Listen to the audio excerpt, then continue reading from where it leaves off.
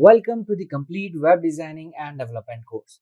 This course is perfect for beginners, starting with the basics and progressing to advanced concepts. We will begin with an overview of web development, then move into HTML to structure content, followed by CSS for styling and responsive layout. Next, you will learn JavaScript to make websites interactive. Then, we will dive into WordPress, covering everything from setup to advanced customization. Finally, you will be prepared with the top web development interview questions and answers to help launch your career confidently. By the end, you will be equipped to build professional websites from scratch and succeed in the field of web development. So, before we start, advance your career as a stack developer with a full stack developer course, master MongoDB, Express.js, React, and Node.js along with Git, HTML, CSS, and JavaScript to build and deploy interactive applications. In collaboration with IBM, these 6-month online bootcamps offer hands-on learning through professional projects, advanced AI coding tools, and JobAssist services. So join us to gain expertise in full stack development and secure your future in the tech. The course link is mentioned in the description box below. So without any further ado, let's get started. Hello and welcome to the web design basic course. So in this course, first we will discuss introduction to web design. So in this module, we will discuss what web design is, the elements of web design, and the basic principle involved in developing a website. Moving forward, we will discuss website design and planning. So in this module, we will discuss the design specification and technical specification involved in web designing along with the steps involved in design and planning. Third, we will discuss front-end web development like HTML, CSS, and JavaScript.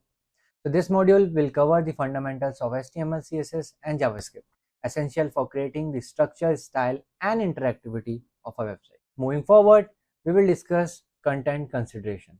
So in this module, we will discuss the factors that need to be considered while gathering content for your website. And the next is UI user experience. So in this module, we will discuss the difference between UI user interface. So now let's move forward and discuss introduction to web design. So web design is a fundamental aspect of the digital world, playing a pivotal role in creating the online experience we engage with daily. From the simplicity of a personal blog to the complexity of an e-commerce website, web design influences how users interact with websites. So now let's move forward and discuss what is web design. So web design refers to the process of planning, conceptualizing, and arranging content and elements of a website. So this process includes everything from layout and colors to fonts and user interface design, ensuring a seamless and visually appealing experience for the user. While web design was once solely about creating visually attractive websites, it has evolved to include user experience, UX, and user interface design. Today, web design encompasses not just how websites look, but how they function. It aims to ensure that visitors have an intuitive, engaging, and productive interaction with the website. So web design is multidisciplinary field that combines aesthetics, visual design, functionality development, and usability. It requires creativity, technical skills, and an understanding of how users behave and interact with the digital content. For example, when you visit Apple website, the design is perfect illustration of web design principles. The homepage features a clean, minimalist layout with large images of their latest product, emphasizing a clean, sleek, modern look. The use of white space ensures the content doesn't feel cluttered, allowing users to focus on the product. The navigation is simple and intuitive with a fixed menu at the top that lets users easily move between different product categories such as iPhone, Mac, and Apple Watch. The website is also highly responsive, adjusting its layout seamlessly for different screen sizes, whether on desktop or mobile, providing a consistent experience for all the users. So this examples highlights how web design is not only about aesthetics, but also about ensuring functionality, usability, and an engaging user experience. It shows how layout, color, typography, and user interface elements come together to form effective user-centered design. So now let's move forward and discuss types of web design. So web design can be categorized into several types, each suited for different purpose and user interaction. The design pattern you choose largely depends on the functionality of the website and the goals it needs to achieve. So let's explore the most common types of web design. The first one is static website design. So a static website is one where the content remains the same for every user and doesn't change unless manually updated by the developer. So these websites are typically built using HTML and CSS and are ideally for showcasing content that doesn't require frequent changes, such as informational websites, portfolios, or blogs. Static websites don't involve user interaction beyond simple navigation, making them easier and quicker to develop. However, they are limited in terms of scalability and interactivity. The second is dynamic website design. A dynamic website allows content to change based on user interaction, preferences, or time of the day. These websites rely on server-side scripting like PHP, JavaScript, or Ruby to deliver personalized content. For example, a dynamic website can display specific product recommendations based on a user's browsing history or location. Dynamic websites are ideal for businesses or websites that require constant updates, such as social media sites, blogs, or news websites. The third one is e-commerce website design. E-commerce websites are designed for shopping and allow businesses to sell their products or services directly to the customers. These websites typically feature product pages, shopping carts, payment gateway, and customer reviews. So the design of an e-commerce website needs to be prioritized ease of navigation, a smooth checkout process, and secure payment method to enhance the shopping experience and maximize conversions. Fourth one is flat design. Flat design is minimalist approach that emphasizes simplicity, clean lines, and vibrant colors while avoiding the use of textures, shadows, or gradients. This design style is all about delivering a straightforward, visually appealing interface that is user-friendly. The absence of 3D effects and the focus on typography, icons, and color make it an ideal choice for modern websites, specifically for mobile responsive design. The fifth one is neuromorphic design.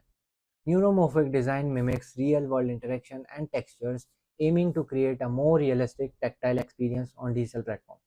It incorporates elements that resemble physical button, cards, or surface, with a soft 3D effect, often giving a real-world touch. This design style blends realism with digital functionality, making it more interactive and intuitive. The sixth one is minimalism design. Minimalism design focuses on simplicity by stripping away unnecessary elements and clutter, allowing the most important content to shine. It emphasizes clean lines, ample white space, and a focus on only essential design elements. So, minimalism helps users stay focused on key information without distraction, making it an ideal design approach for enhancing user experience and clarity. So each type of web design has its unique feature, and choosing the right one depends on the nature of the website and the goals it aims to achieve.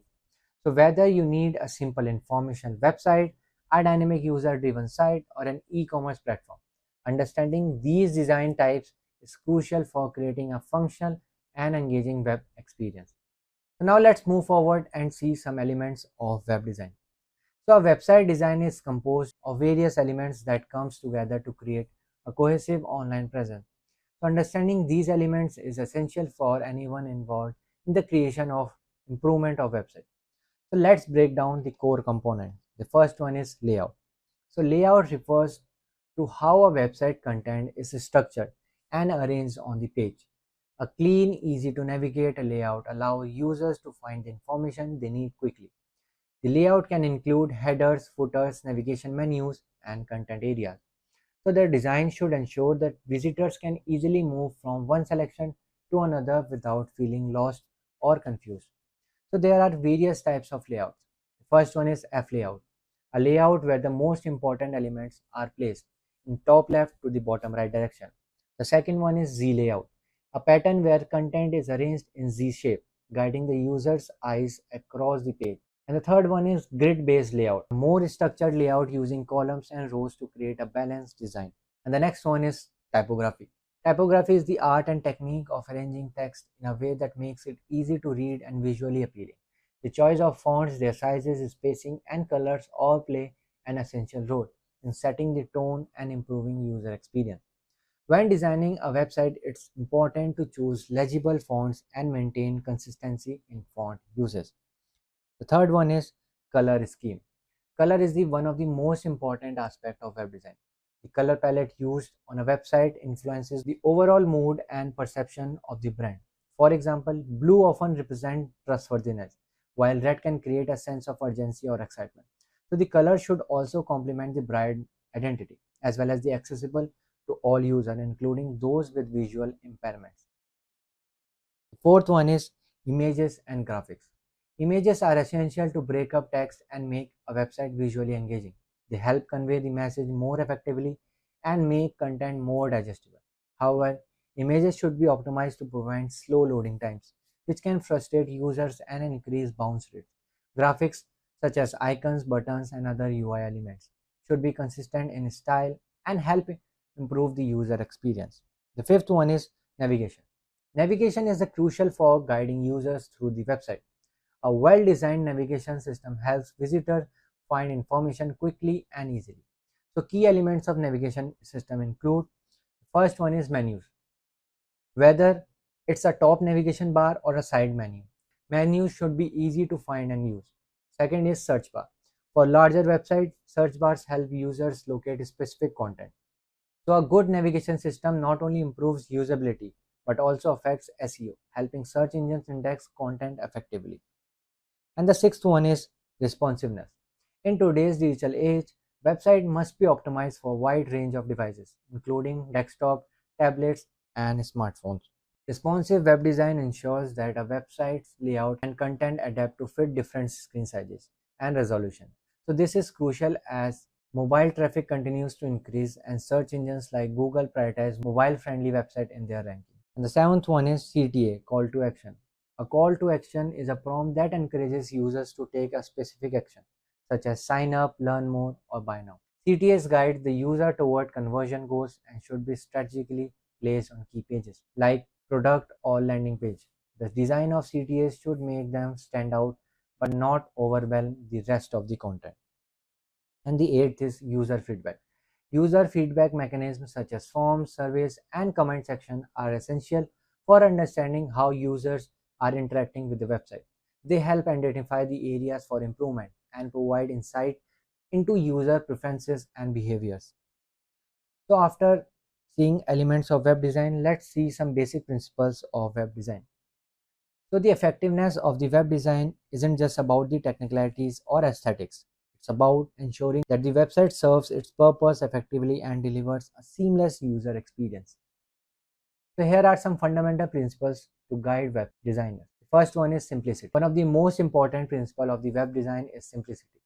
Overcomplicating a website design can refuse or confuse users and detract from the core message.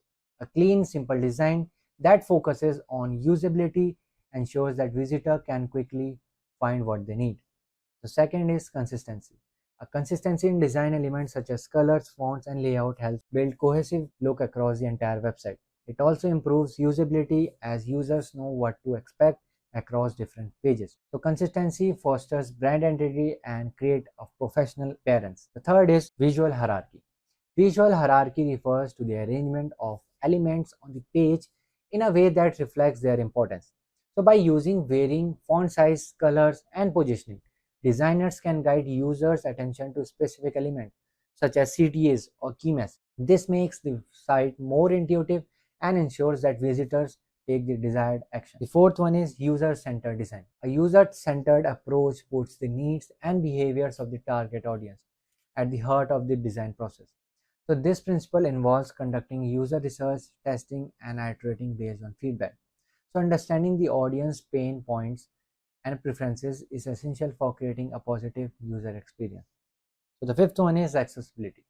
Accessibility ensures that websites are usable by people with disabilities. This includes designing for users who may rely on screen readers or keyboard navigation. The sixth one is performance optimization. A website performance can impact user experience significantly. Slow loading times can lead to high bounce rates and low user engagement.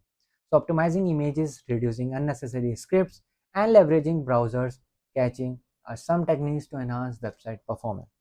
And the seventh one is mobile first design. With the majority of content traffic now coming from mobile devices, designing with mobile first approach has become crucial. This approach ensures that websites are responsive, load efficiently and mobile devices, and provide a seamless experience for the mobile users. And the last one is SEO best practices. Web design should Also take SEO into consideration. SEO-friendly design helps search engines crawl and index the site effectively, increasing its visibility in search results.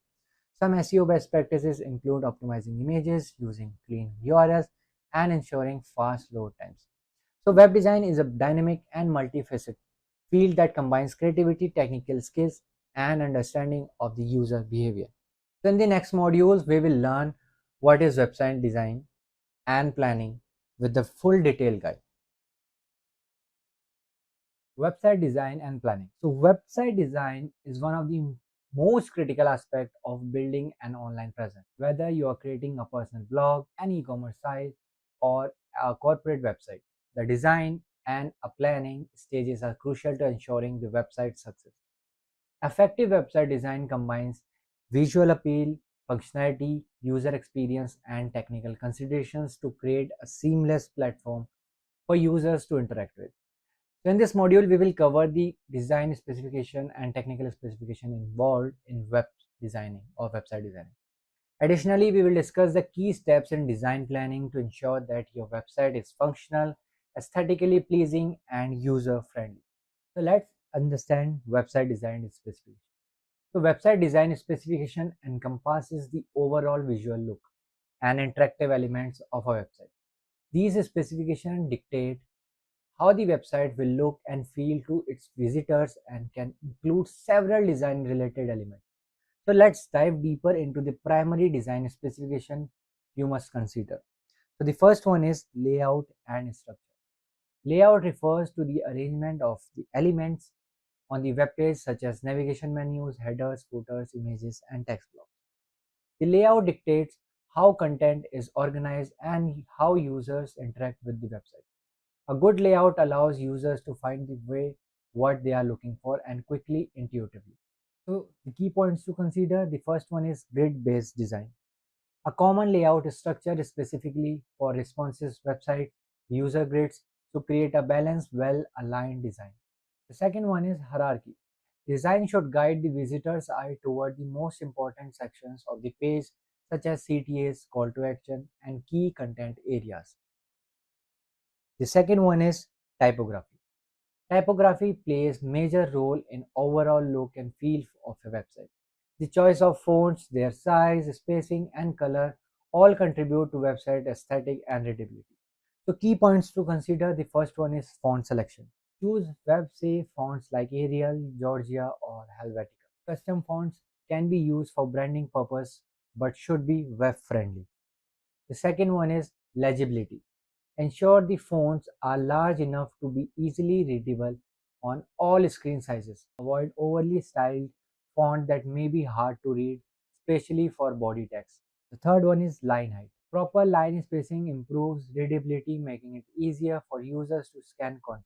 The third one is color scheme. Colors convey emotions and set the tone of the website. For instance, blue is often associated with trust, while red can evoke urgency or excitement. The color scheme needs to align with the website branding and goals.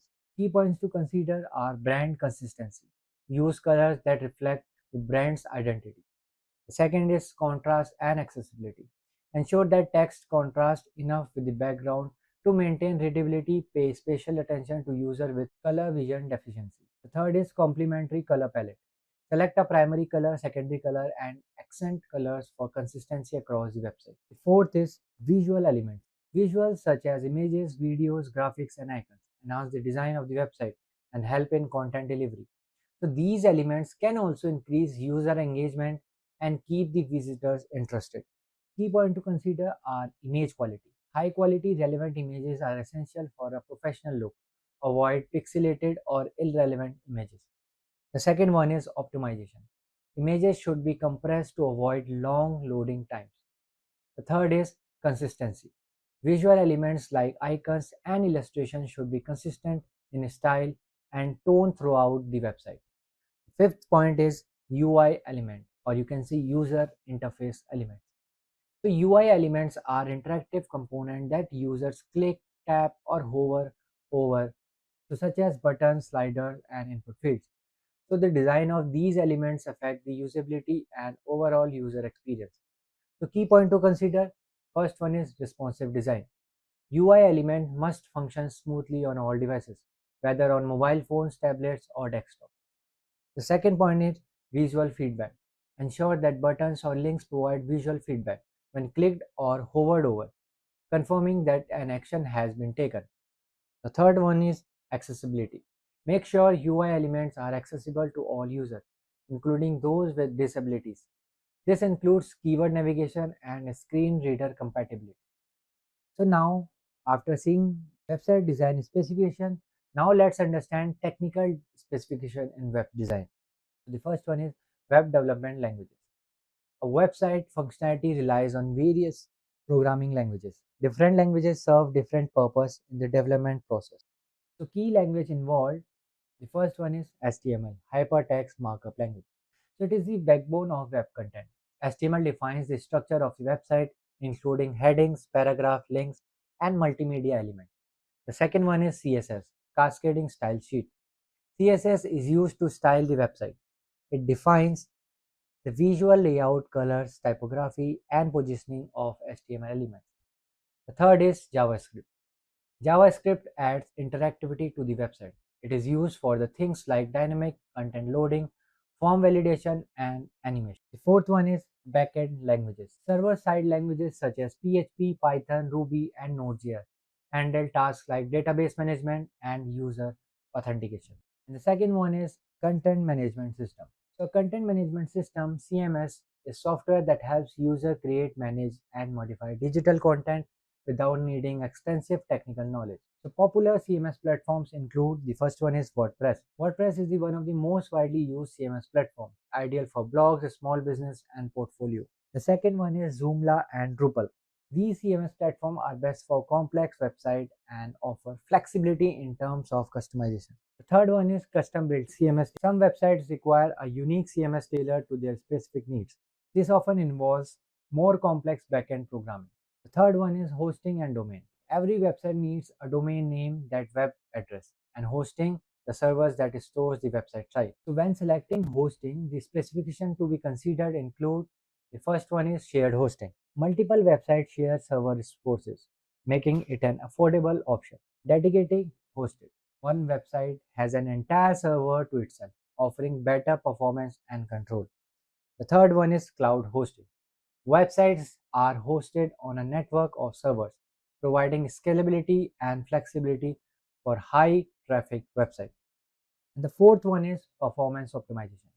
Website performance is crucial for user experience and SEO ranking. If a website loads slowly, users may leave before it even fully loads.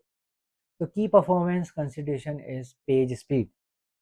Use tools like Google Page Speed Insight to analyze and improve load times. The second one is image optimization. Compress images without losing quantity and quality to reduce load times. The third one is caching. Implement browser and server-side caching to reduce the need for reloading resources on each widget. The fifth one is search engine optimization, SEO. SEO is the process of optimizing a website so that it ranks well on search engines like Google. So this involves technical aspects such as meta tags. This is the use of title tags and meta descriptions to provide information to the search engines. The second is URL. So clean and descriptive URLs that help search engines understand the content. The third is mobile optimization. So Google ranks mobile-friendly website higher, so it is crucial to ensure that the website is responsive and performance well on the mobile devices. So now let's move forward and see steps involved in website design planning.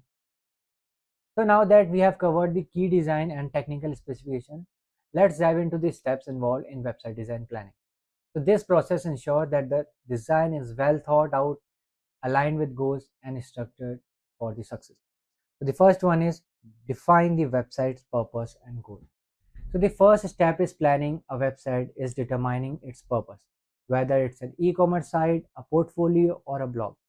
Defining the goal will guide all design decisions. So the key consideration are the target audience. Understand who will be visiting the site, their preference, and what they are looking for.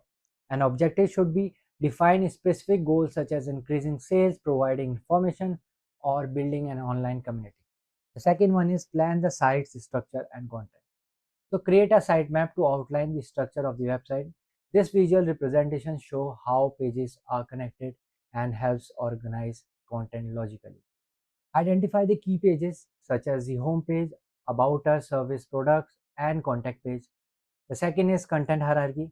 Decide what content will go on each page and prioritize it based on the importance. And the third one is wireframing. Use wireframes to sketch basic page layouts. So these are low fidelity representation of the website structure and layout. The third one is design the user interface UI. Once the structure is defined, the next step is to design the website's UI. This steps involves creating visual elements like headers, button, navigation menus, and form fields. The steps are visual style guide. Create a style guide that defines color schemes, typography, and visual components. Second is prototype design. Develop high fidelity prototypes to visualize how the site will look and function. The third one is usability testing. Test the design with real users to ensure that it's intuitive and functional. Fourth one is select the right technology stack. Determine the technologies needed to build the website. This includes selecting CMS platforms, programming languages, databases, and frameworks. The steps include choose CMS.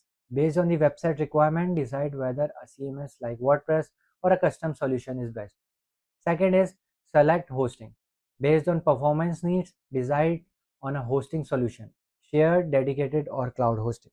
The fifth one is development and testing. Once the design is finalized, it's time to begin development. Front-end developers work on the HTML, CSS, and JavaScript, while the back-end developers handle server-side functionality.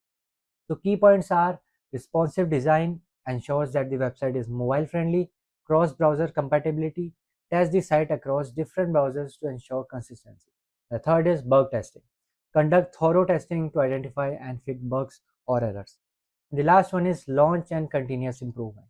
Once the website is built and tested, it's time for the launch. However, the work doesn't stop here. Continuous monitoring and improvement are crucial. The steps are launch the website, monitor performance, iterate and update. Regularly update the websites to keep it fresh, functional, and aligned with the user's needs. So in conclusion, website design and planning are critical steps in building a successful online presence. By carefully considering design and technical specification, as well as following a structured planning process, you can create a website that is not only visually appealing, but also functional, user-friendly, and technical robust. Hello and welcome to the front-end web development module.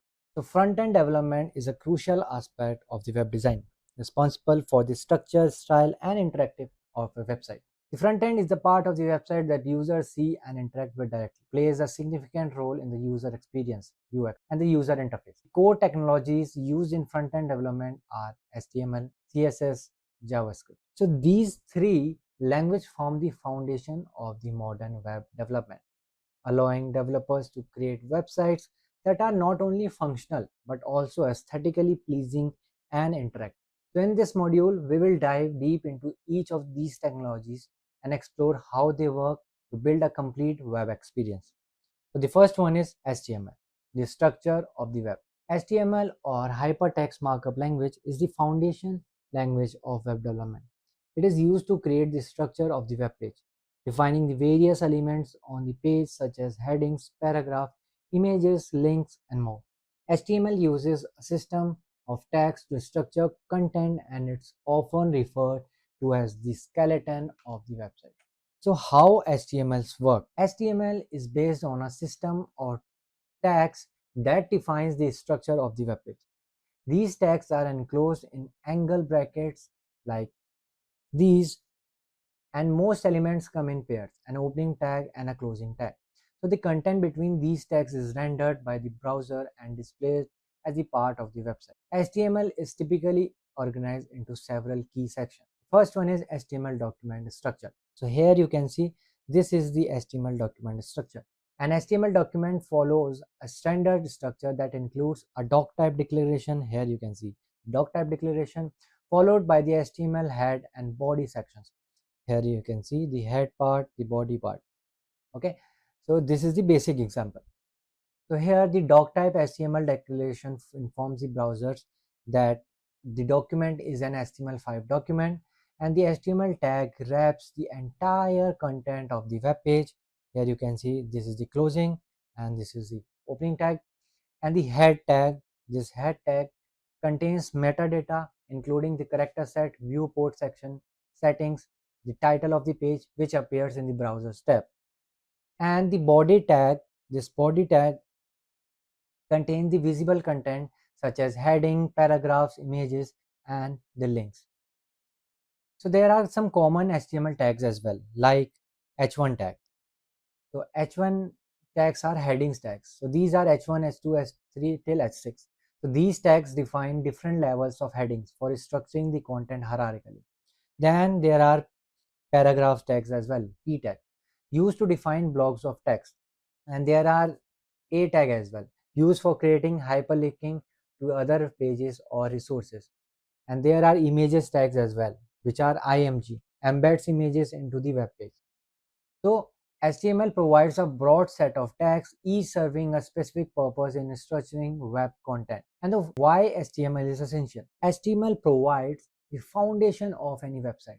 Without HTML, a web page would not have any content, as HTML structures the text, images, links, and other elements into a coherent, understandable format. So it is the first language any web developer must learn before diving into advanced front-end development. The second is CSS, the style and the presentation. While HTML provides the structure, CSS, cascading style sheets, is responsible for the visual presentation and the styling of the website. CSS allows developers to control the layout, colors, fonts, and spacing of the web page, as well as its responsiveness to different screen sizes. By separating the content HTML from its design CSS, developers can easily manage the look and feel of the website without altering its structure. So how CSS works? CSS works by targeting HTML elements and applying specific styles to them. These styles are defined in rules made up of selector and the declaration block. So here is an example of CSS.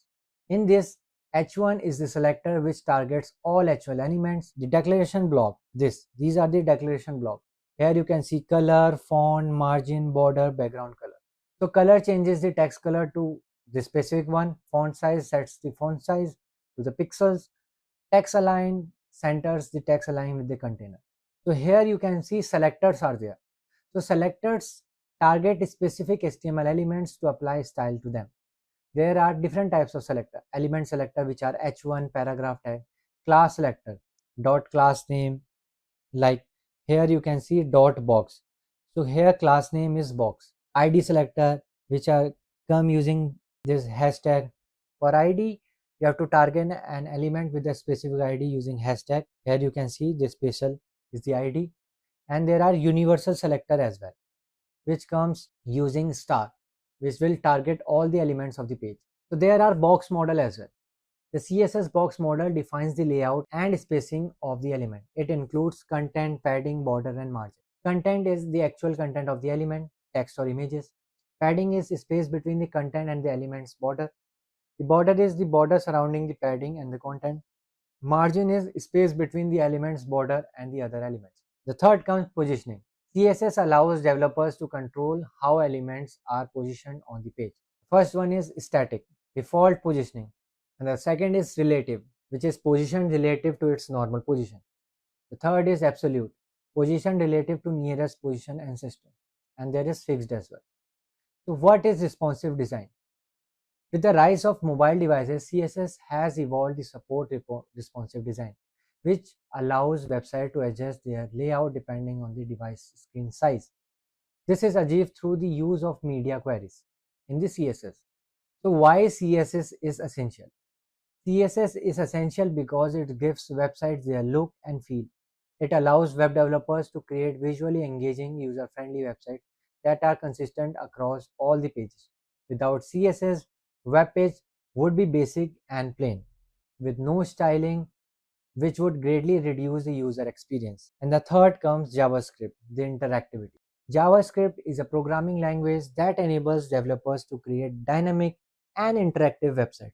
While HTML and CSS provide the structure and style, JavaScript is responsible for making a website interactive and responsive. From form validation to interactive maps, JavaScript is the technology that brings website to the life. So how JavaScripts work? JavaScripts can be used to manipulate the document object model, which is DOM, which represent the structure of an HTML document. Through the DOM, JavaScripts can interact with and modify the content and structure of the web page. Without requiring the page to reload, JavaScript can be added to the web page in three main ways. The first one is inline JavaScript, using the onClick attribute directly within an HTML element. The second is internal JavaScript, placing JavaScript code within a script tag in the HTML document. The third one is JavaScript, external JavaScript, linking to an external.js file. So this is an example of simple JavaScript function that changes the text of an HTML element when the button is clicked. In this onClick attribute triggers the change text function when the button is clicked, and the change text function modifies the content of the p tag by accessing its text ID by changing its inner HTML. So there are key JavaScript concepts as well. The first one is variable and data types. JavaScripts allow developers to store data using variables. So there are common data types include string, which are text data, hello world, number, which are numeric data like 10, 5.5, boolean, which are true or false, array, a list of values, object, a collection of key value pairs. So here is an example you can see. This is the string, this is the number, this is the boolean, this is the array, and this is the object data types. Fine. The next comes functions. Functions are reusable blocks of code that performs a specific task. For example, you can see here. And the next come events. JavaScripts can respond to user actions such as clicking a button or typing in a form. These actions are known as events. JavaScript allows developers to handle these events and create interactive elements on the web page. Example you can see here. And then comes AJAX, asynchronous JavaScript XML. AJAX allows developers to fetch and send data to the servers asynchronously without refreshing the page. This is essential for creating smooth dynamic web applications like social media sites, online stores, and other things. So why JavaScript is essential? JavaScript is essential because it adds interactivity to the website, making it dynamic and engaging. Without JavaScript, website would be static, meaning users could only view content without interacting with it. JavaScripts enable features like form validation, interactive maps, real-time notification, and much more. In conclusion, the front-end web development, HTML, CSS, and JavaScripts are the core technologies that together create functional, visual appealing, and interactive websites. HTML provides the structure, CSS adds the style and presentation, and JavaScript introduces the interactivity and dynamic content. So mastering these technologies is essential for anyone looking to become a proficient web developer, as they form the foundation of all modern web development. So in the next module, we will talk about content consideration for the website development. Welcome to the fourth module, content consideration for website development. When developing a website, content is one of the most critical aspects to consider. Whether you are building blog, a corporate website, or an e-commerce store, the content is what communities the message, encourage visitors, and drive conversation. So in fact, the content is one of the most backbone of your website. However, creating effective websites content requires thoughtful planning and a deep understanding of various factors that shape how content will perform. So in this module, we will explore the key factors to consider when gathering content for your website. These factors include understanding your audience, defining the purpose of the website, ensuring the content is valuable and high quality, SEO consideration, and the plan for the future content updates. So let's jump into the first factor, which is defining the purpose of your website. Before gathering content for your website, you need to clearly define the purpose of your website. This is essential because the content you choose to display should align with your website's goal. Without a clear purpose, the content may not resonate with your audience or achieve the desired outcome. The key question to ask yourself is, what is the goal of the website? What do you want visitors to do when they land on your website? Who is your target audience? So what is the goal of your website? Is it to inform, sell, entertain, or connect people? The second one is, what do you want visitors to do when they land on your website? So, do you want them to make a purchase, sign up for a newsletter, or simply learn more about a specific topic? And the third one is, who is your target audience? Understanding your audience age, gender, interest, and preferences will influence the tone, style, and the type of content you include. For example, an e-commerce website will focus heavily on product description, pricing, and call to action, while a personal blog may focus on storytelling and detailed articles. So, understanding the website's goal early in the content gathering process will ensure the website stay focused and effective. Second factor is understanding your audience. So one of the most important factor to consider when gathering content for your website is your target audience. Content should always be tailored to the audience you want to attract. Different types of content appeal to different audiences, and understanding your audience need, behaviors, and preferences will help you create relevant and engaging content. So understanding the demographic of your audience is essential as in selecting the right content. So this includes age group. Content that appeals to teenagers will differ significantly from the aimed at middle-aged professionals. Gender. Certain product, service, or topics might appeal more to one gender than the other, influencing the language, tone, and imagery used. The third one is geographical location. Localized content can be more relevant if you are targeting specific cities, countries, or regions. The second is behavioral insight. Analyzing how users interact with your website can also give you valuable insights. For example, the first one, search intent. Are visitors coming to your website to solve a problem or get information or make a purchase? So, understanding their search intent can help guide your content strategy. The second one is previous engagement. How have users interacted with your past content? Are there pages with higher engagement? Which topics attract more visitors? Use this information to plan future content. The third one is pain points. So, what are the challenges or questions that your target audience needs? What are the solutions? Addressing these concerns in your content can increase engagement and the trust. So, the third factor is content type and variety. So, when gathering content for your website, consider the types of content that will be best communicate your message and engage your target audience. So different types of content serve different purpose, and the variety you choose will contribute to the overall success of your site. So there are type of content. The first one is text content, which are articles, blogs, case studies, and facts. So articles and blogs. So these are the backbone of most websites. They allow you to present information, share expertise, and engage with your audience. So blogs can be used for various purposes such as SEO, content marketing, and thought leadership. The second is case studies. These provide real world examples of how your products or service have helped customers, showcasing for your value proposition. The third is fact, frequently asked questions. It helps clearly to clarify common doubts and improve user experience by providing instant answer to your queries. The second is visual content, images, videos, infographics. Images, high quality relevant images can enhance the look of your website and help illustrate your message. This could include product photos, team images, or industry related visuals. The second is videos. Videos are highly engaging and can be used to explain concepts, shows, product demos, or tell your brand story. YouTube videos or embedded videos content can also be boost engagement on your website. Infographics. Infographics are a powerful way to convey complex information in easy to understand, visually appealing format. So they are particularly effective for summarizing data, research, and statistics. The third one is interactive content, which consider forms, polls, surveys, and quizzes.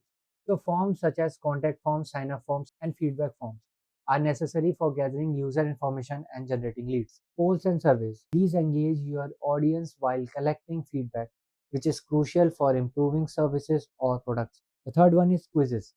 Engaging quizzes or assessments allow users to interact with your content and provide valuable insights into user preference. The fourth one is user generated content, which are reviews, testimonial, and comments.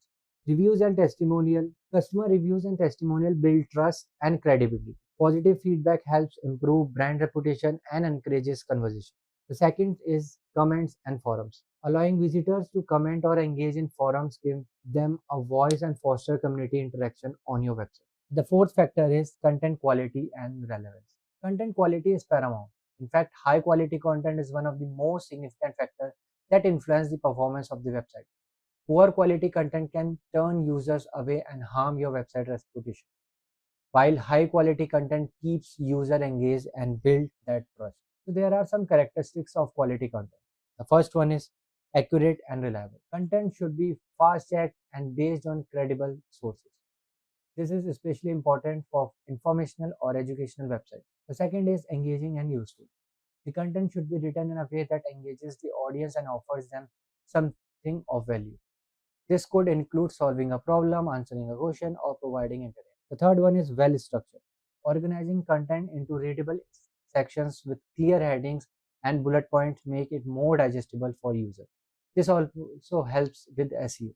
The fourth one is compelling and persuasive. Good content often includes compelling calls to action CTAs that drives users to take the next step, whether it's making a purchase, subscribing to a newsletter, or sharing content. Whereas relevance, the content should be directly aligned with your audience interests and needs. Off-topic content can be disengage visitors and hurt your SEO. For example, if your website is about healthy eating, posting content about fitness gear might not be as relevant as recipe blog or nutrition advice. And the fifth factor is search engine optimization SEO concept. So SEO is critical when gathering content for your website. It ensures that your content is discoverable by search engines and ranks highly in search results. While content should be user-centric, optimizing it for search engine increase the chances of attracting organic traffic. So there are some SEO strategies like keyword research. Before gathering content, research the keywords your audience is searching for. Tools like Google Keyword Planner, SEMrush, and Hrefs can help identify high traffic relevant keywords for your content. The second is on-page SEO. Ensure each page on your website is optimized for the target keyword. This includes using the keyword in the page title, headings, and throughout the content, including meta description and image alt text, ensuring URL structure is SEO friendly. The third one is content length. Long form content generally ranks better on Google. Articles and blog posts that provide in-depth coverage of a topic tend to perform better in searches. Fourth one is internal linking.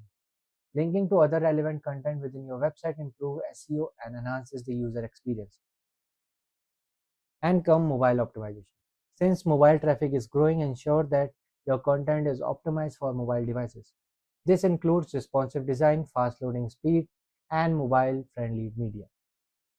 And the sixth factor is content maintenance and update. Content should never be static. Website needs to be updated regularly to keep them fresh, relevant, and accurate. Content maintenance is crucial for retaining visitor and boosting SEO ranking. So there are some content maintenance tips. The first one is review and update old content. In period, review your existing content and update it with new information, statistics, and examples to ensure it remains relevant. The second is regularly add new content. Continuously adding new blog posts, product pages, and other content helps keep your website engaging and boost SEO. The third one is monitor analytics. Use tools like Google Analytics to track which content performs well and which doesn't. This will give you valuable insights into what your audience like and help you refine your content strategy. And the last point is legal and ethical consideration. As you gather content for your website, it is crucial to be aware of legal and ethical guidelines. This ensures that you respect copyright laws, provide proper attribution, and maintain trust with your audience. So there are some key legal considerations. The first one is copyright. Always ensure that you have permission to use images, videos, music, and other on your website. The second one is privacy and security. If you collect personal data, that is email addresses, ensure your website complies with data protection laws like GDPR, provide clear privacy policies and terms of service to your user. In conclusion, gathering content for your website is not just about writing text or uploading images.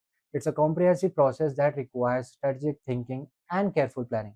So understanding your audience, defining the purpose of your website, and ensuring that your content is high quality, relevant, and optimized for your search engines are essential steps in creating an effective website. So by following these content consideration, you can build a website that not only engages visitors but also ranks well in search engines, enhances user experience, and drives conversation is the key to online success. The effort you put into curating valuable, compelling, and relevant content will pay off in the long run. In the next module, we will learn about UI UX design. Welcome to this UI UX experience module. So, in today's fast paced digital world, web design has become a crucial aspect of business success. When people visit a website or an app, their overall experience depends heavily on how well the interface is designed and how smoothly they can interact with it. This is where the terms UI user interface and US user experience comes into play. These two terms are often used interchangeably, but they represent different aspects of the design process. So understanding difference between UI and UX and how they work together is essential for creating a seamless and engaging experience for the user. So in this module, we will explore the fundamental differences between UI and UX, how they are interconnected, and how both elements impact web design.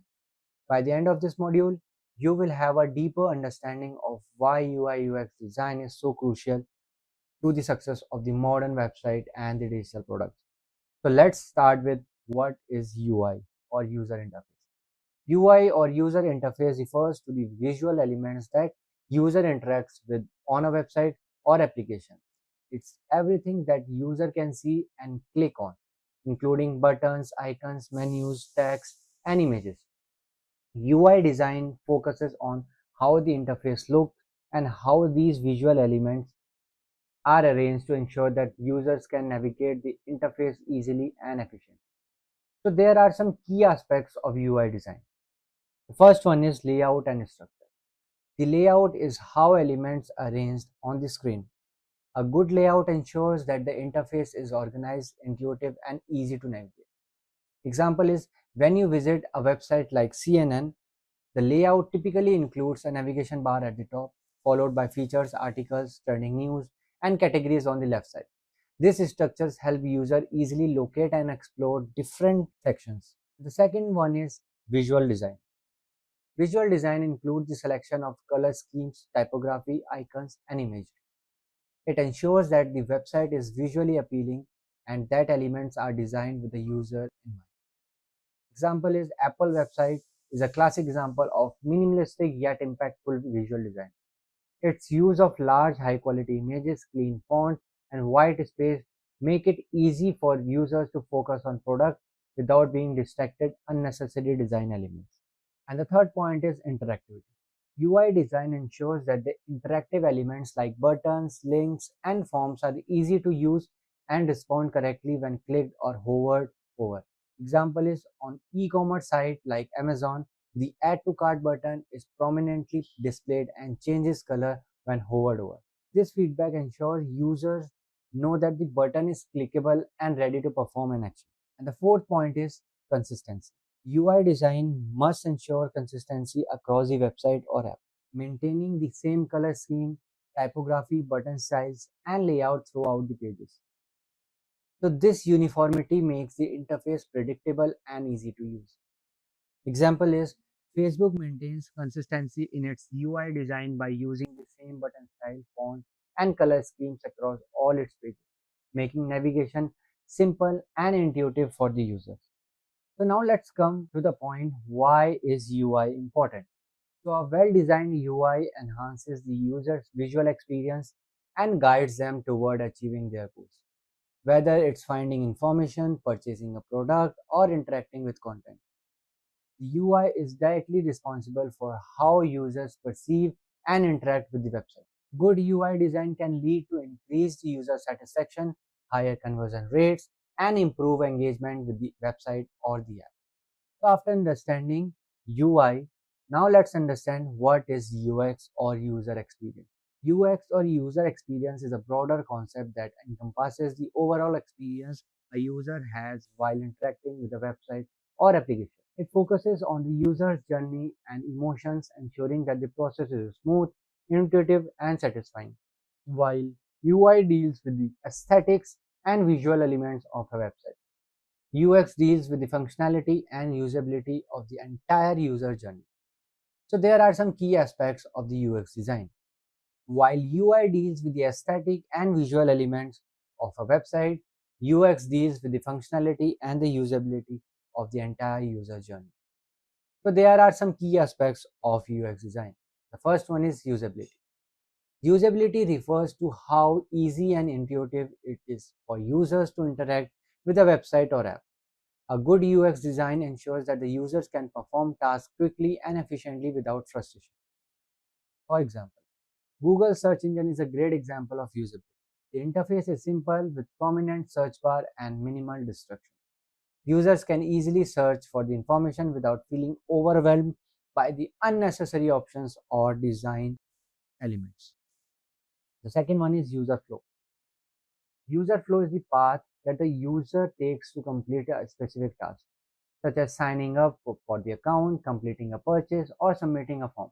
UX designer carefully map out this journey to ensure that it is logical, efficient, and frictionless. Example is when purchasing a product on Amazon, the user flow involves selecting a product, adding it to the cart, proceeding to the checkout, and entering the payment details.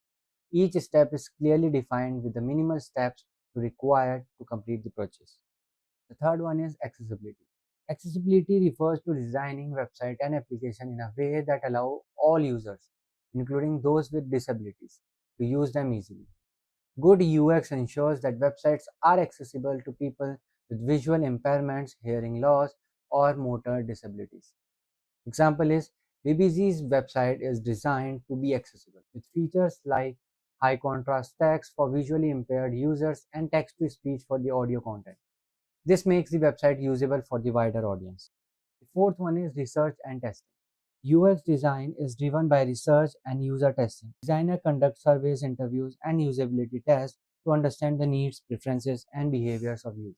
This data helps inform design decisions and improve the overall user experience. Example is Airbnb used A/B testing to compare different layouts, features, and design to see which version provides the best user experience.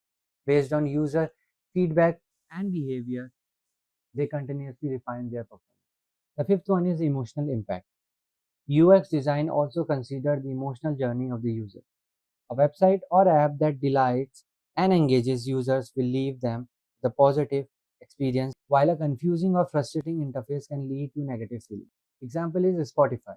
Spotify provides a seamless experience by offering personalized playlist recommendation and visually appealing interface. So this creates an emotional connection with users, making them feel valued and understood. So now let's come, why is UX important? So UX is essential because it directly affects user satisfaction, engagement, and retention. A well-designed UX ensures that users can easily navigate through a website or app, complete tasks efficiently, and have an overall enjoyable experience. A positive UX not only increases the chances of users returning but also enhances the brand loyalty, driving long-term success. So after understanding UI and UX, let's see some difference between UI and UX. So while UI and UX are both essential to web design, they represent different aspects of the user experience. First point is focus. UI focuses on the look and feel of the website. It deals with the visual elements like colors, fonts, buttons, and layout.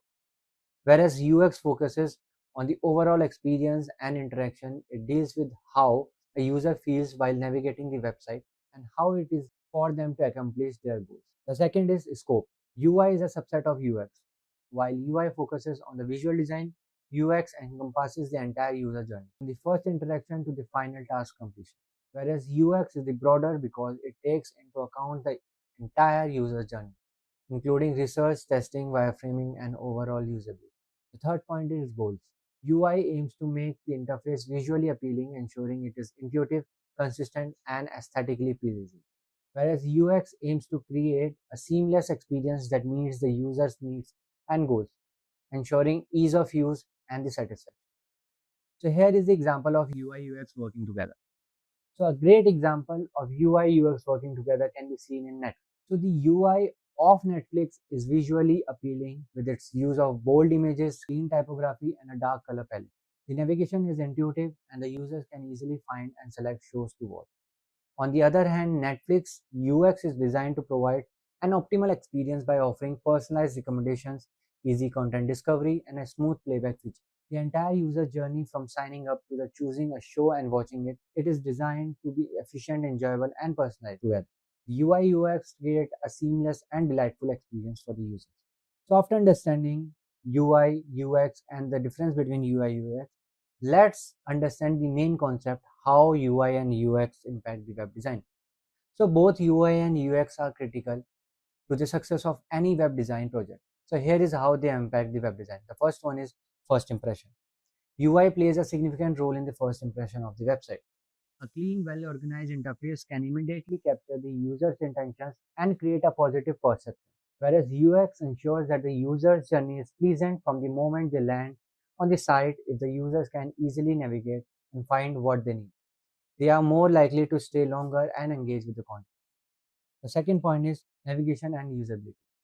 A user-friendly interface guided by well throughout UX principles ensures that the navigation is intuitive. Users should never feel lost or frustrated while trying to accomplish tasks, whether it's browsing, purchasing, or signing up. A bad UX design can make a great UI look efficient, resulting in users leaving the site of frustration. The third point is conversion rate. A combination of great UI UX directly affects conversion rate. For example, a well-designed call to action button along with a smooth user flow can make significantly increase the chances of a user completing a desired action, such as making a purchase or signing up. And bad UI design can confuse users and cause them to abandon the site, while poor UX design make it difficult for user to complete tasks, leading to lower conversion rate. The fourth one is brand loyalty. This is the main one. A consistent UI design helps brand loyalty, identity, and trust. Users are more likely to return to a website that is visually cohesive and easy to navigate. UX influences customer satisfaction, which in turn builds brand loyalty. When users have a positive experience, they are more likely to return and recommend the site to the others. In conclusion, UX and UI design are essential components of the modern web design. While UI focuses on the aesthetics and visual appeal, UX ensures that the website or app functions smoothly and meets the user needs. Both elements work together to create a seamless and engaging user experience, which is the key to the success of any digital product. So, congratulations on completing the web design basics course. You have taken a big step in leveraging web design to enhance your project management skills. Now it's time to put your learning into actions. Try integrating your web design concept into your workflows and experiment with the layouts to optimize project efficiency. Hey everyone, today's topic is Learn HTML in 10 minutes. But before we begin, if you haven't subscribed to our channel already, make sure to subscribe to our channel and hit the bell icon to never miss an update. Let's begin. First, we'll go through a quick introduction to basic web architecture to understand how the internet works. Then we'll understand what exactly HTML is. After that, we'll have a look at what CSS is. Then we'll go through JavaScript. And in the end, we'll create a simple web page using HTML and CSS to gain a better understanding of the HTML tags. So without further ado, let's begin. Now, what exactly is the basic web architecture? Now, web architecture is made up of three essential elements. That's the website, that is the front end of a web application that is visible to the user. Then there is the server, which constitutes the back end of a web application and holds and manages all the data. And finally, there's the IP address, that is the address assigned to a website in order to be accessible on the internet. First up, let's have a look at what website is. So your browser starts by loading the main HTML file and then the CSS and JavaScript. The user interacts with the website and is not concerned with the backend of an application. Now, secondly, we have the server. Once you've developed your website, you'll have to host it on your server to make it accessible on the internet. Server, along with the database, contains all the data of a website and facilitates user interaction. Lastly, there's IP address, which is the third element of the web architecture. Now, a website is hosted on an IP address. We put a domain name over that IP address the same way we put names over people's phone numbers. When you type a domain name in the browser, it will give you the server call. The server will then send over the website to you. Next, what is HTML? HTML is the most widely used markup language for developing and structuring web pages on the internet. It defines the structure of websites and formats these web pages. So what exactly is CSS then? Now CSS is a simple design language used for making web pages look more beautiful and presentable. It can be attached to any HTML element to style it or even position it according to the developer's choice. Then you must be wondering, what exactly is JavaScript?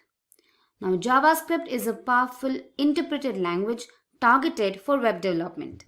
It is used for making web pages interactive and bringing the web pages to life. So now let's create your first website. Now HTML, short for Hypertext Markup Language, is the coding standard for documents designed for web browsers, consisting of a series of elements or tags and which can be used to structure a web page, right? So these elements can include headings, paragraphs, div containers, tables and more. HTML tags are nested, meaning there are opening and closing tags with the content in between those tags. So now let's write a simple HTML code that will help you understand the basics of the language. So for this, I'm using the text editor, that is Visual Studio Code. You can go ahead and download this text editor from their official website. So here I've created a simple .html file in my VS Code and I've added the initial HTML files. Now let me explain to you one by one. Now doc type is not so much of a tag, but it is more of an instruction. Now this indicates the browser that the document type to be served to the user is in fact an HTML document. Now this doc type instruction should always be included at the very top of your HTML page. Next up, you have the HTML tag that is used to contain all the web page's HTML code, right? So it contains an opening and closing tag with contents in between them. The HTML tag can also have attributes. Now, for example, there's the lang attribute allowing you to specify the spoken language of the contents of the page. Followed by the HTML tag, there's the head tag. Now, this is the first section of the code that contains all of the information about the web page's properties, links, and more. It could have page's title, description, additional meta tags, and CSS code. So here I've used the title tag, and let's give a title, say HTML in 10 minutes. Alright. You can also add CSS to the head tag by using the style tag and change the display styles of HTML elements that are being used. The next section is the body tag. Now the body tag contains all the displayable contents of your web page, including headings, paragraphs, div containers, tables, and more. Now the HTML header tags are used to add headings to a web page. There are several types of headings available for developers to add to a web page, right? So first up, let's have a look at them. I'm going to create a simple h1 heading tag, and the message I'm displaying is this is the first heading. Alright. After this, I'm going to add a paragraph tag which creates padding in the top and bottom of the element to help separate the text between each paragraph. Right? So I'm going to add a p tag and say this is the paragraph tag. After this, let me add a simple h2 tag, which is another heading tag, and say this is the second heading. Now you can also add line breaks, which are helpful from time to time. If you want to provide a single line break in your content, you can do so by adding the br tag. So here, let me just add one for better understanding. Now the HTML div tag defines a division or a section in an HTML document that is used as a container for other HTML elements. Now these elements can include content areas, sidebars, page bars, page headers, footers, etc. This tag is used to apply styles to HTML elements that cannot be added otherwise. You can also make use of the HTML image tag to add images to a web page. Now these images in a web page are a very common sight and they can make the website look more attractive. So for that we can use the image tag. So say img within which I mention the source.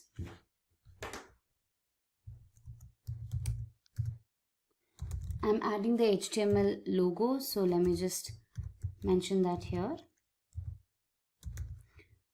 And then I'm going to provide width for it and then a specific height. Alright, so when you save the file and when you look at the browser, you can see that the first heading is displayed, then your paragraph tag is displayed, followed by the second heading and then the image. Now let me show you how you can add styles for some of these headings and paragraph tags. So here back in my first heading tag, let me just say styles, and let me change the font of the content that is being displayed, and I'm going to change it to Career New. And for my paragraph tag, let me display the content in italics, so I'll say font style and make it italics. So let me save this, and when I look at the browser, you can see that the font has changed and so has the font style here. So now we've covered a few important HTML tags used to develop a web page. Now there are many other tags available for almost everything you'd want to add to a web page. Now all of these are available on the internet for you and you can use them in your website. Hello everyone. Welcome to this video on what is CSS by Simplilearn. In this video, I am going to teach you everything you need to know about CSS so you can turn your bland HTML into something more presentable. If you already do not know the HTML, you can check our video that HTML in 10 minutes where we have covered everything you need to know to get started working with HTML. We'll not be covering every property and options that CSS has to offer because there are hundreds of them. But we'll cover all the basic concepts you need to know to get started working with CSS. So let's get started. Today, we'll be covering what is HTML and a brief introduction about CSS. Then we'll discuss what are CSS syntax and what are CSS selectors. So, what is an HTML? HTML, also called the Hypertext Markup Language, is the most widely used language for developing web pages. It defines the structure of the websites and format web pages. All the content that you add on the web pages are through HTML. So, what is CSS? CSS, which is a short form of Cascading Style Sheet, is a simple design language which is used for making web pages look good and presentable. We format our web pages through CSS. It can be attached to any HTML element and style or even position according to developer's choice. It gives you freedom to edit things on the web pages how you want. Now that we know what CSS is, let's dive into how to use CSS. For that, we need to understand the syntax of the CSS. So, luckily the syntax is straightforward and easy to understand. The first part of the syntax is the selector. There are many different types of combinations and types of selectors. For now, all you need to know is the syntax starts with the selector. Next comes the curly braces. Inside the curly braces, we add the property and its values. So this is the complete syntax of the selector. The name of the selector first, followed by the curly braces, and inside the curly braces, we add the property and the value. This is an example of a selector. Here, H1 is our element and we have changed the color of the heading 1 to red. Now that we have discussed the syntax, let's now discuss about the selectors. So, the last example that we discussed was an example of an element selector. This is the class selector. We specify the class selector by a dot, followed by the class name and the property value. The ID selector we mentioned by the hash sign. Hash, ID name and followed by the property value. Now that we know about the selectors and the syntax, let's jump to a demo to understand the CSS better. So, we are on our Sublime text editor and we have two files ready, index.html and style.css. Let's start by adding the standard HTML boilerplate.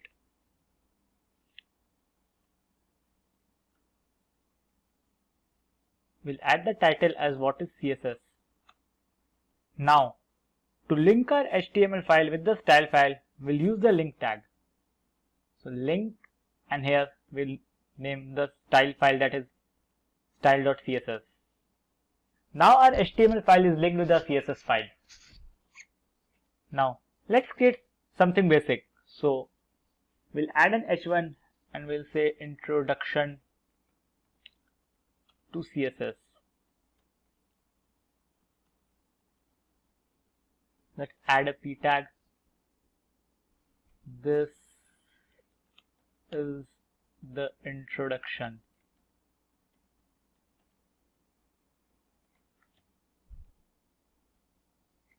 Now, to add a style to this page, we'll go to the style sheet and we'll select the element h1.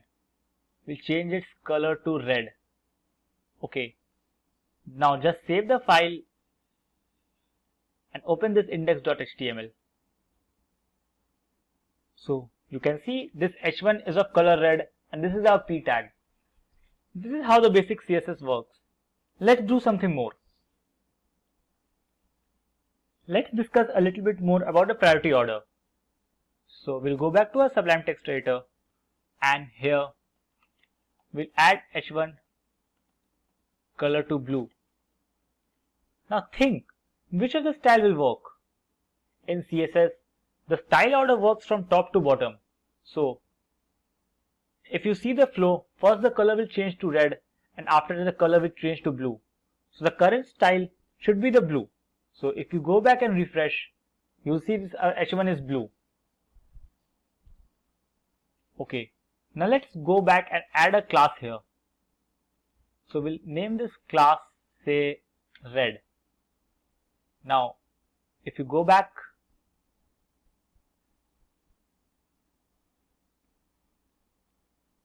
and change this to dot red, color red, and the h1 to blue.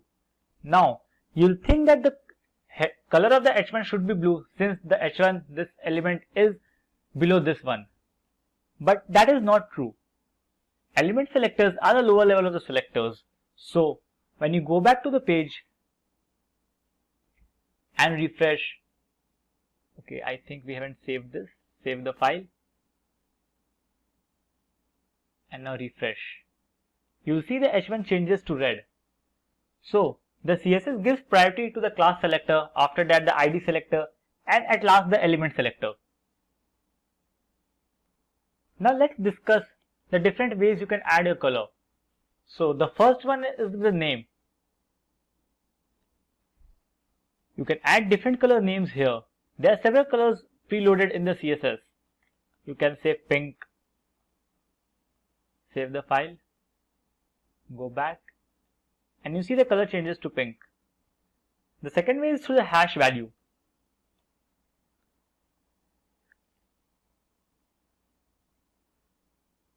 Hash value is the color combination in the terms of numeric and letters. You can check the value of any color through a website called Color Picker. So just select the color picker here and you can see we have the hex value of different colors. So let's select this color. This is the hash value. So just copy here,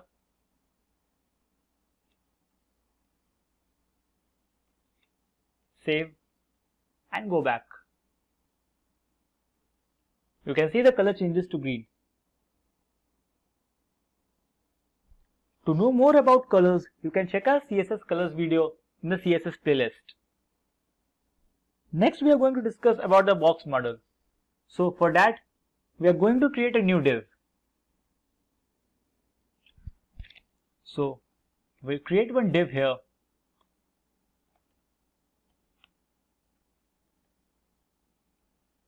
And give it a class name box. Save this. Now go back to the CSS and let's create our box. So to create a box we have to specify the height. So we'll set the box height to say 100 pixels. We'll set the width to 100 pixels too. So this will be 100 pixels. We'll set the padding to 20 pixels. Padding is the space between the boxes and the border. And we'll set the margin to 50 pixels.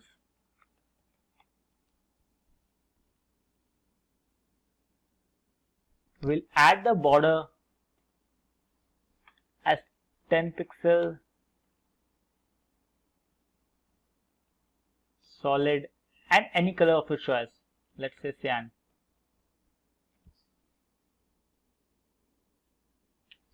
So just save the file and go back. Now if you refresh, we have this box. You can see this is the margin part and the padding is this part, the space between the two boxes. Let's add a background color.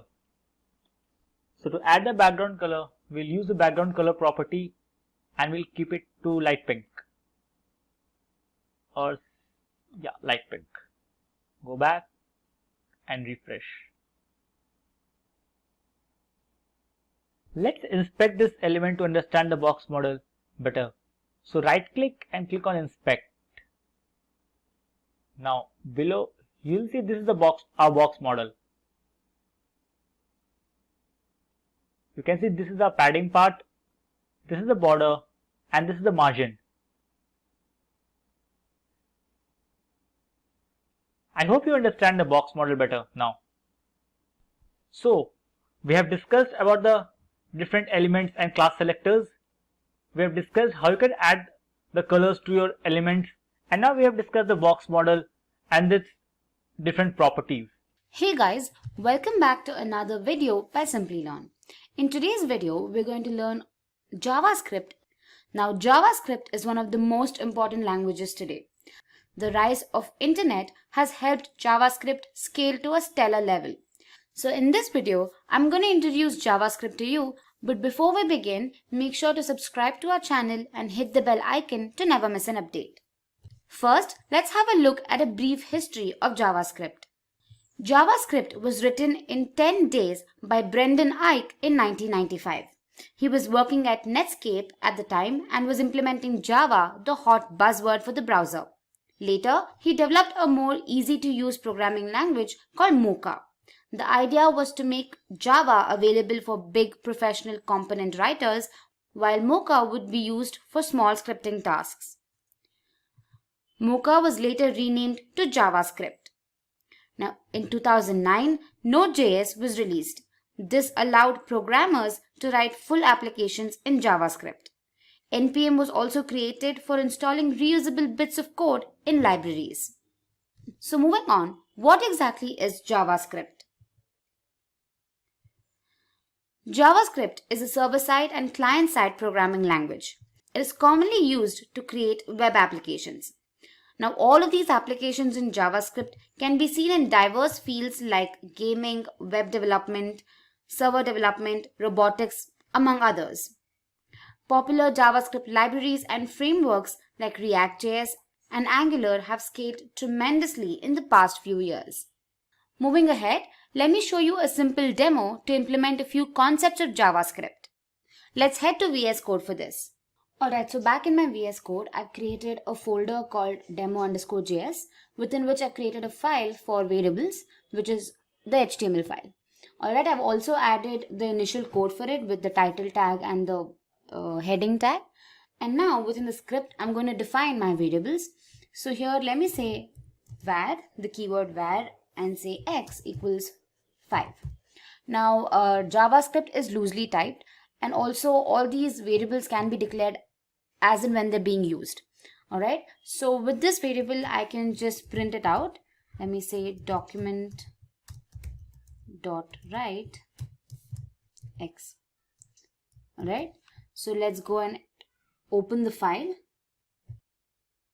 Alright, so here you can see the heading has been displayed with the value of x, that is 5. Now we can also perform various actions on these variables. So let me say variable y equals 3, and then let's say variable sum equals x plus y. And here let me just output the sum. Have a look at the browser. It displays 8. Alright, so now let's go ahead and create another HTML file to understand how arrays work in JavaScript. So let's say arrays.html. Alright, let me just copy the initial code for the same.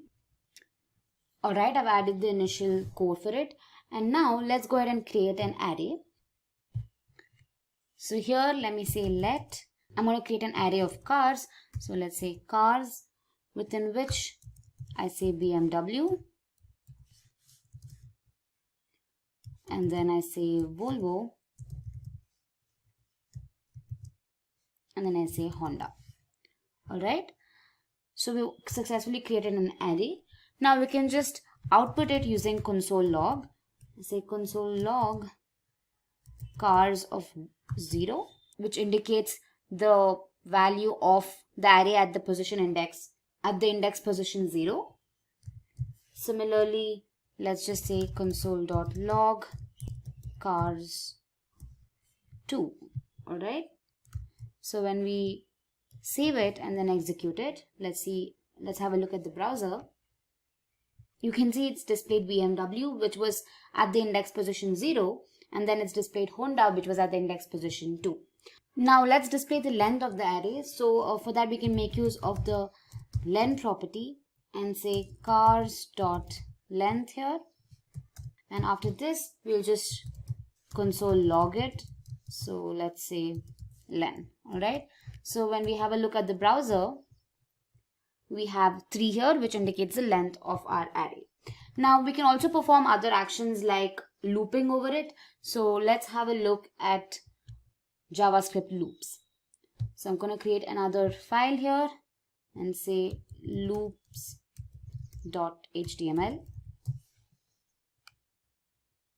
So I've also added the initial code now. So now let's first look at the simple for loop. So here, let me create a variable called n.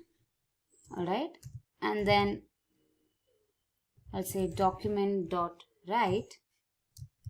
Let's display a simple message saying the numbers are.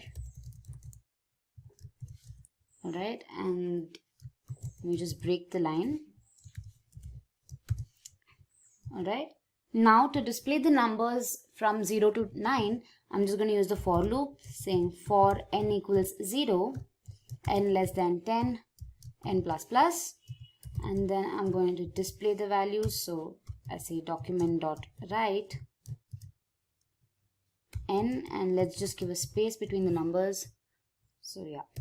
Alright, so now when we have a look at the browser, you can see it says the numbers are, and it displays the digits 0 to 9. Now let's look at another example for loops. So I'm going to create another script tag. And now let me just say document.write.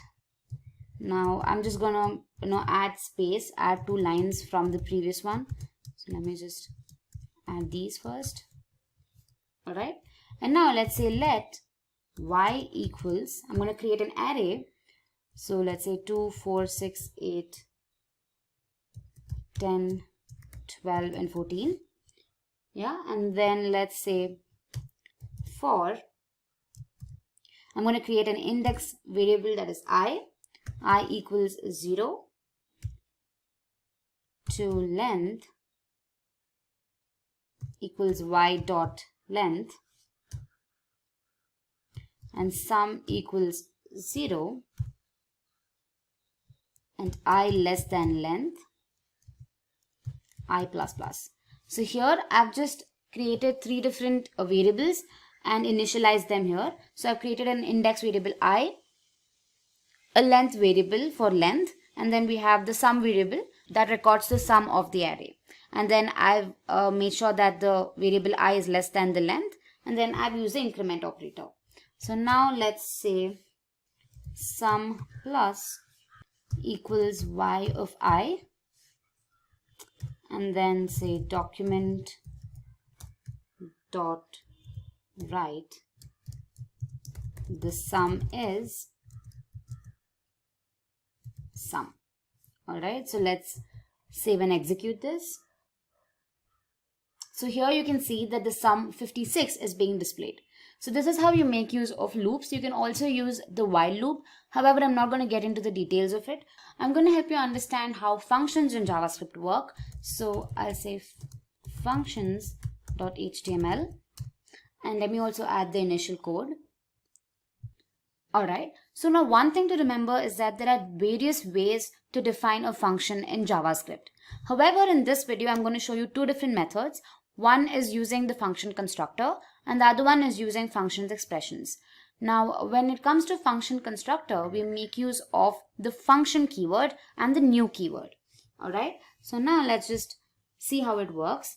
So let's say var my function equals new, and the function keyword here, which is the constructor, I say function. Within this, I'm going to define my function. So I'm just making use of the simple sum function that adds two numbers.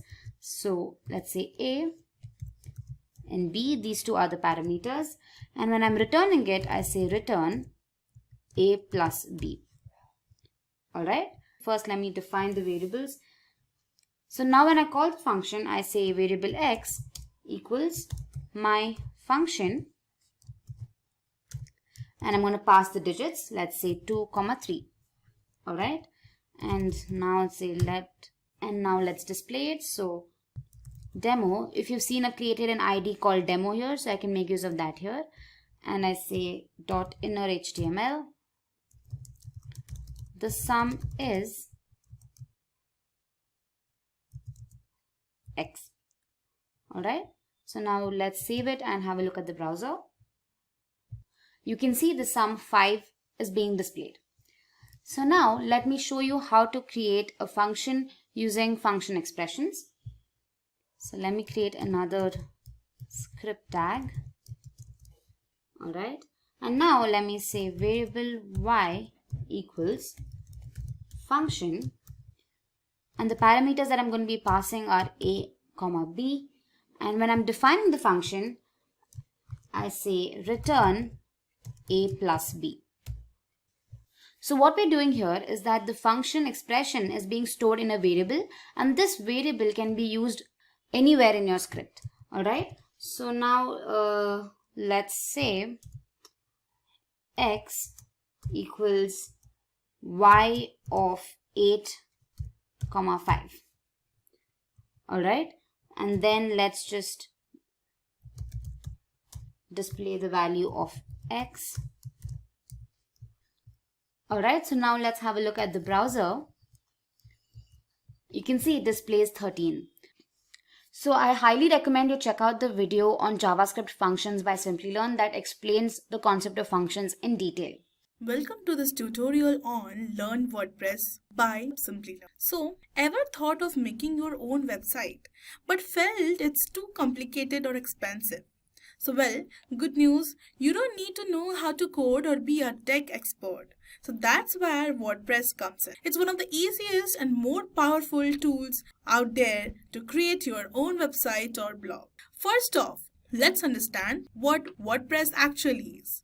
So at its core, WordPress is a content management system, that is a CMS, meaning it helps you manage all the content, text, images, videos, and more on your website. So it's like a digital workspace where you can easily create and organize all the things you want to show on your website without needing to know coding. So, if you're looking for a simple analogy, think of WordPress as a blank canvas. You can build whatever you like, whether it's a blog or a portfolio or even a store. And it's free. That's right, it doesn't cost anything to get started with WordPress itself. And the fun fact is, WordPress powers over 43% of all the websites on the internet. That includes everything from the personal blogs to major business websites. So if you're using WordPress, you're in a good company. So now let's move on and understand, why do we use WordPress? So let's talk about why WordPress is so popular. So why do so many people, including major businesses,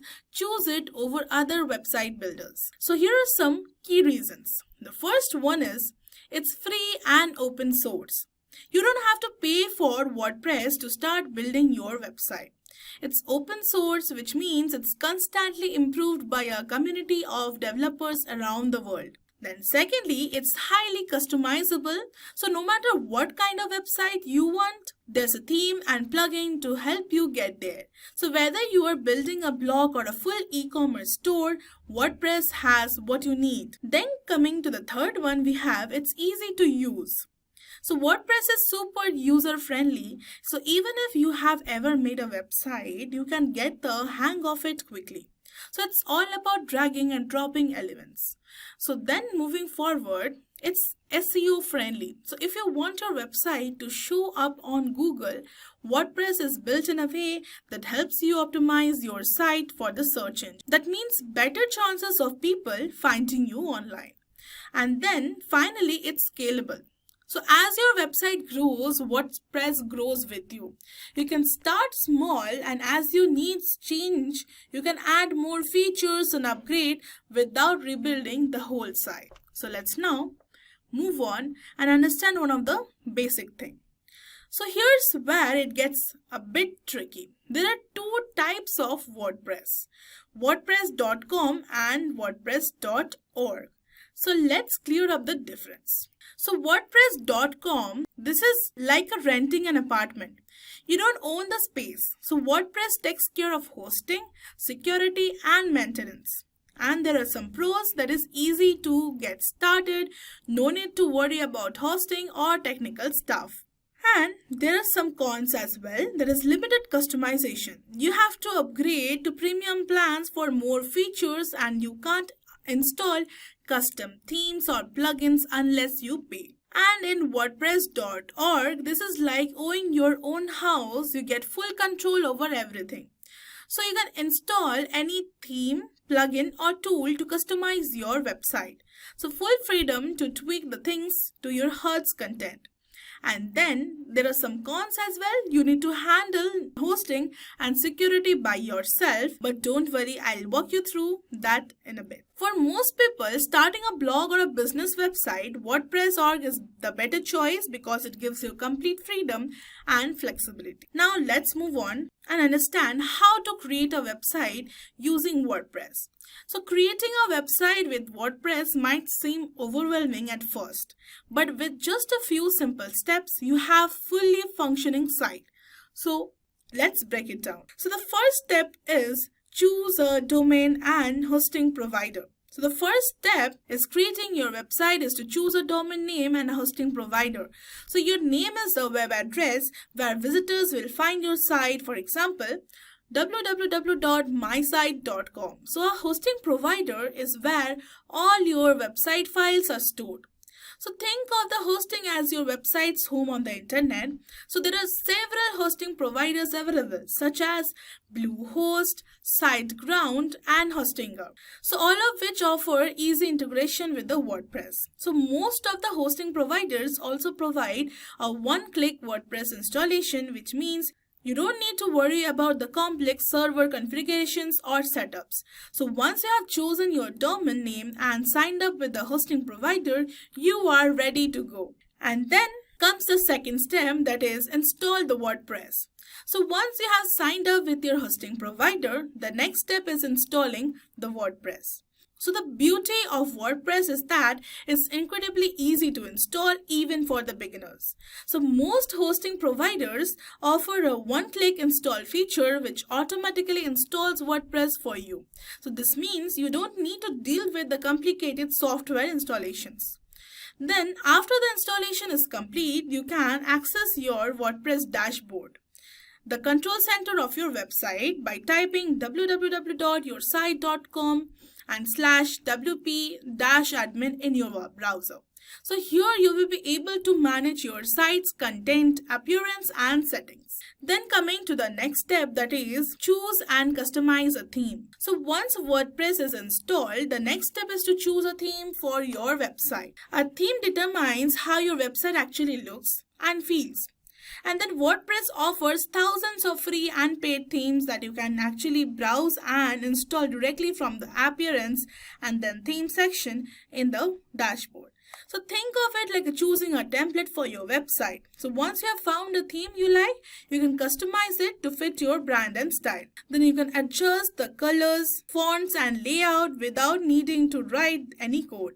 So WordPress even has a customizer tool that allows you to make real-time changes. So you can just see exactly how your site will look as you tweak it. And then we have adding pages and content. So now comes the fun part, adding pages and content to your website. The first thing you will likely want to do is to create some essential pages such as home page, about us page, contact us page. To do this, simply go to the pages, add new in your WordPress dashboard. So here you can just add page, text and other elements to your page using the WordPress block editor. So the editor is intuitive and lets you drag and drop elements to build your pages. So whether you are creating a blog post or an entire page, you can format and design your content however you want. So this is where you will begin to see your site come to life with your personal touch. And then coming to the last but not the least step, that is install plugins. So the last step to creating your WordPress website is installing plugins. So plugins are add-ons that extend the functionality of your website, allowing it to do the things like add contact forms, improve SEO, or create an online store. So some popular plugins for beginners include Yoast SEO for optimizing your website for search engines, WooCommerce for creating an online store, and Contact 7 for adding a contact form. Plugins are one of the reasons WordPress is so powerful. So they let you easily add complex features without needing to write any code. And that's it. With just these 5 simple steps, you have created your very own WordPress website. So from choosing a domain and a hosting provider to customize your site's appearance and adding content and installing plugins, you now have the tools to create a fully functional site that can grow with you. So WordPress is powerful, flexible, and beginner friendly, making it to the perfect platform for anyone looking to build a website. So let's now move on to the next chapter. So the next chapter is about WordPress components. So WordPress consists of a few key components that make up the entire structure of the platform. So these can be broken down into dashboard, front end, and the database. So here's a deeper dive into each of them. So the first one is dashboard. So this is where the magic happens. The WordPress dashboard is your control panel, your backstage area. It's where you manage everything about your site, creating posts, adding pages, modifying settings, and installing the plugins and themes. So when you log into your site, this is where you will land. So think of it like the cockpit of an airplane. You will be flying your website from here. So the dashboard contains posts for creating and managing the blog post. Then it contains pages to create the static content like your home page or the contact page. And then it contains appearance to modify the designs, themes, and the layout of your site. And then it contains plugins to add extra features like the SEO tools or security enhancements. And then it contains the settings for controlling the general settings like site title, permalinks, and more.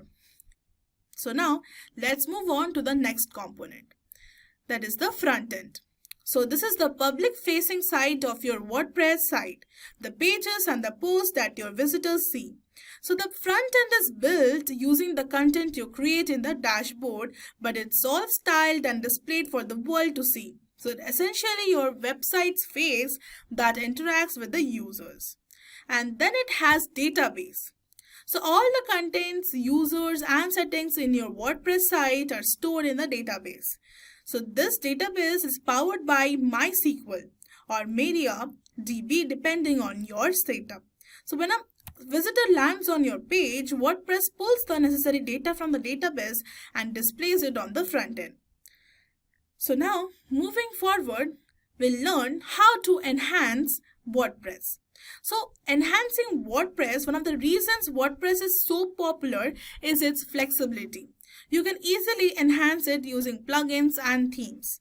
So, plugins. Think of plugins are apps for your website. They extend the functionality of WordPress without requiring any coding skills. So whether you need to contact form, want to optimize your SEO, or wish to create an online store, plugins are your go-to tools. So some popular plugins include Yoast SEO, a must-have for optimizing your site for the search engines. Then we have Jetpack, that it offers security, performance, and marketing tools. And then we have WooCommerce, which is perfect for setting up an online store and selling products.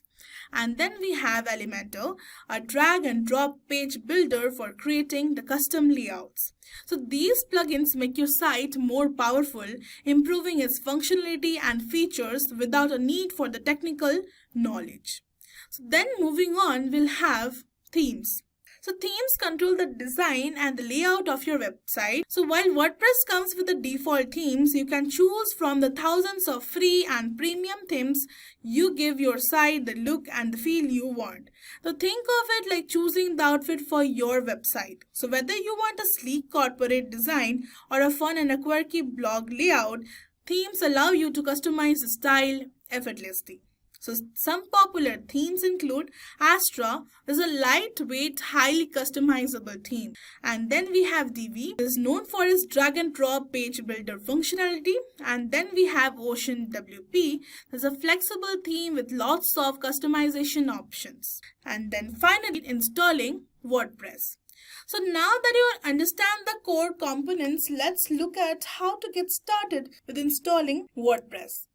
So the installation process is fairly simple, especially with the many of hosting providers that offer one-click WordPress installation.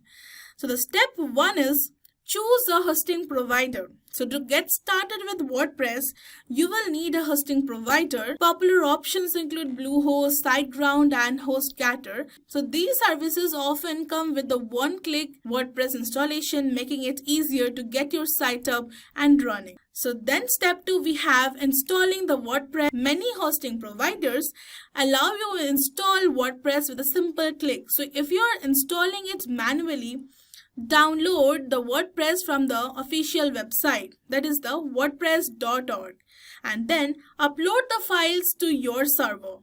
And then set up the database and configure settings like your site's title, username, and password. Last and the final step is start customizing. So once you have installed, you can log into your dashboard and start setting up your site.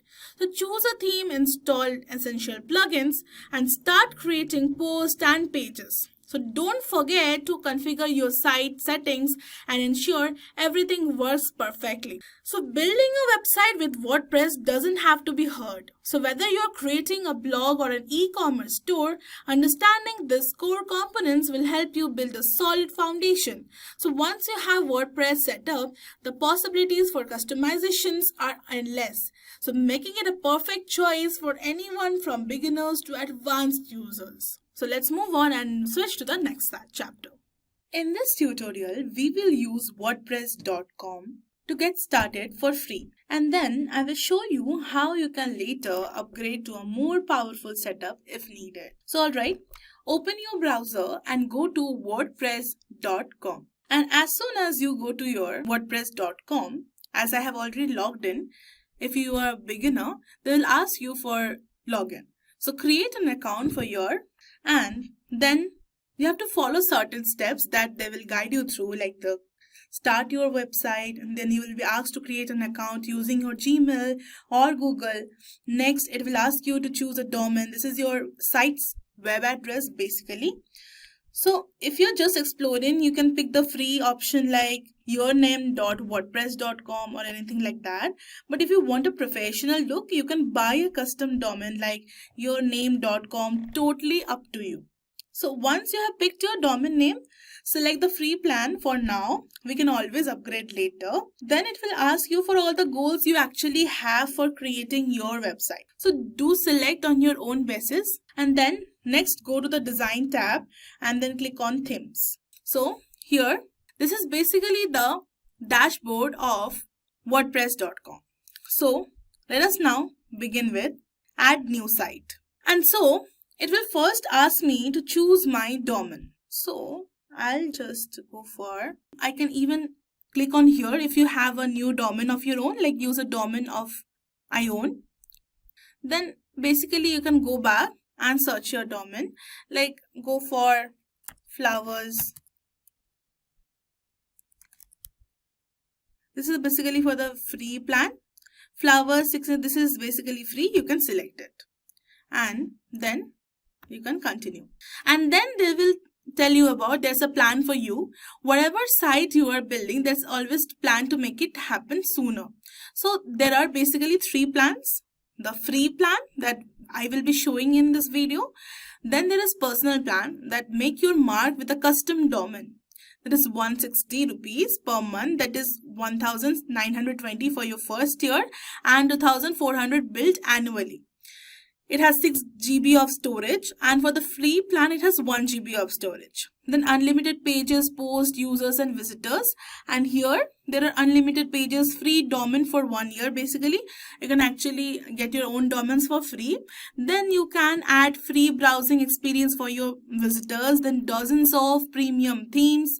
They're basically themes that are paid and free. You can actually have an access for the paid themes, and then support from your expert team. Then stats, and the great popular one is premium. So step up site customization with the premium design features, and this is per month 3360 for your first year, and then for 1200 billed annually. So it has a greater, even the double plus 1 storage, 13 GB storage. You can upload videos, connect Google Analytics, and basically you can do anything. So if you scroll down, you can see another 3 plans: business, WooCommerce, and WordPress Enterprise. So for this business, this is basically for the businesses, next level WordPress with custom plugins and themes. And then it has WooCommerce and Woo Enterprise. So we'll basically go for this free, start with free. And then basically it will ask me about the goals, as I have already mentioned. So you can even skip from this, but I want to make it look like one. So I will just say create a course, allow people to contact you, build and grow audience. Basically this should be the basic need of making a website from WordPress. And then promote a business, showcase a portfolio, share video content, and you can select on to next. And here you have to basically pick a theme. So basically this would be the choose of homepage design. This would be the design basically of your homepage that can work for you. Can always change later, I mean obviously, but then you can see WordPress has already picked the type for me, like blog and portfolio, and topic would be business and education. So you can always click on for free to get the free things. As we are beginners, we will go for free. So Jada, this is also good. 20, 25. This is also nice. This is also good. And basically I will go with this. And you can see it is nice. Basically this is a photographer thing, and you can click on continue. In just no minutes, it will make all the things prepared, and you can go ahead.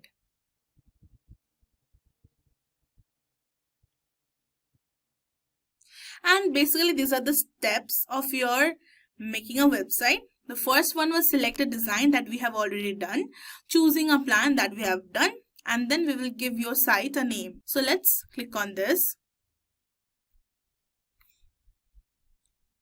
And now you are here in the general settings. Now WordPress will take you to your site's dashboard. This is where all the magic happens. So let us begin with the site title. So basically this is add your website name. For example, I will give as AI updates, and I will basically give it as AI updates. And then it would be site tagline, where a short description like sharing tech tips with the world. You can actually say sharing tech tips with the world and AI news update. And then basically you have to choose a site icon. And then basically you can choose your site icon. So as there are various sites that you can actually take your site icon from, but yeah, I have chosen it from the internet and I will upload my file. Even here you can actually upload your URL of the particular image. And there are various actually details available over here, like the dimensions. It should be a 512 by 512 pixels. Maximum upload file size should be 1023 MB, and you're currently using this much out of this MB. So upload limit. So there is always a limit. Do make sure that you are actually filling all the criterias and you are uploading. You can actually upload a file over here.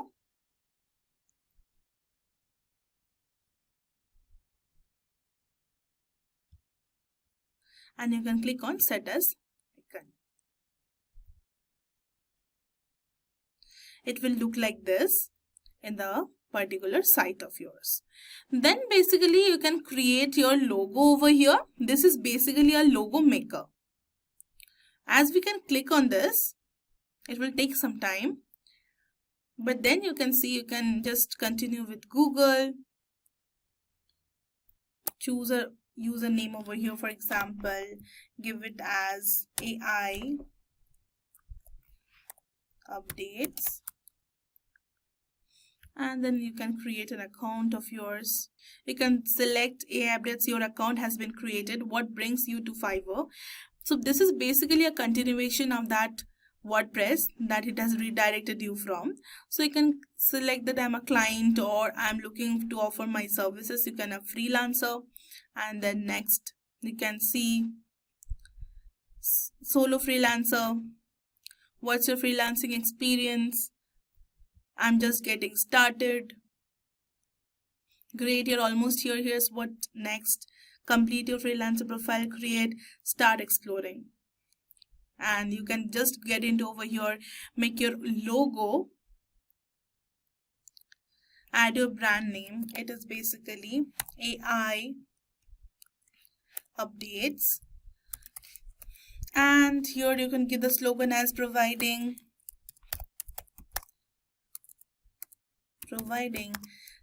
tech related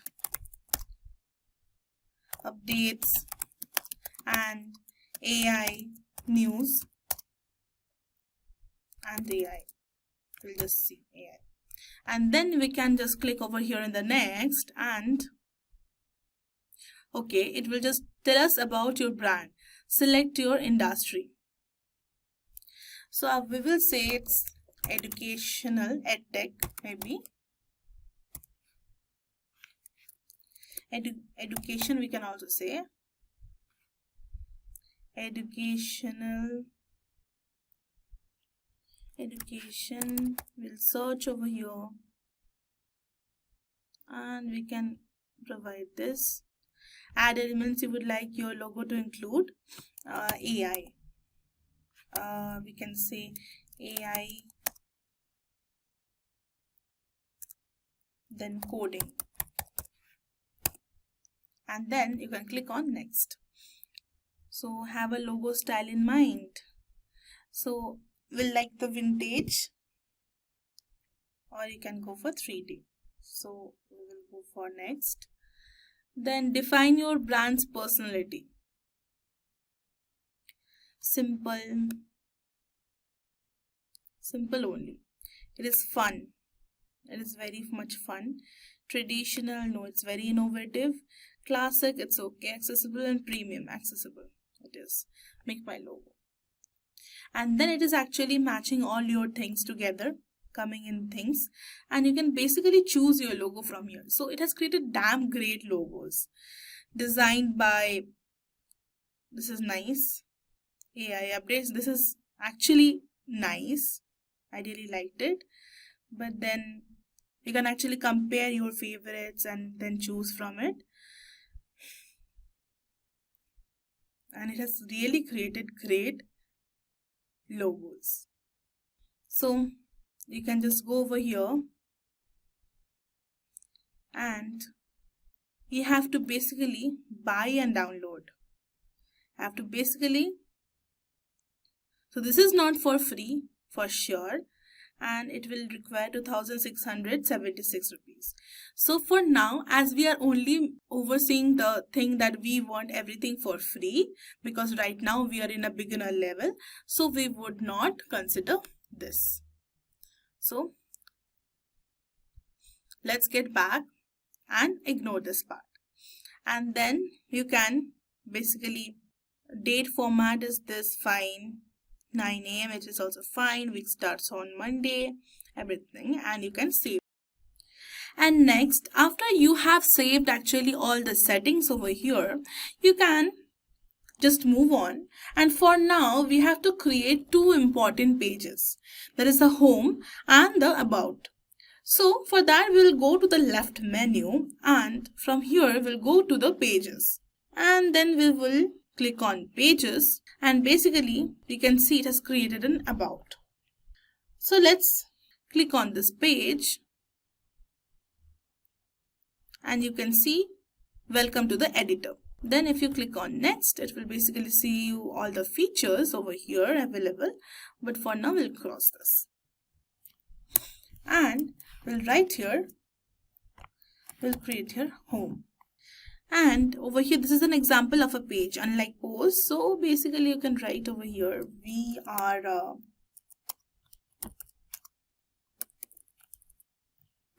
provide.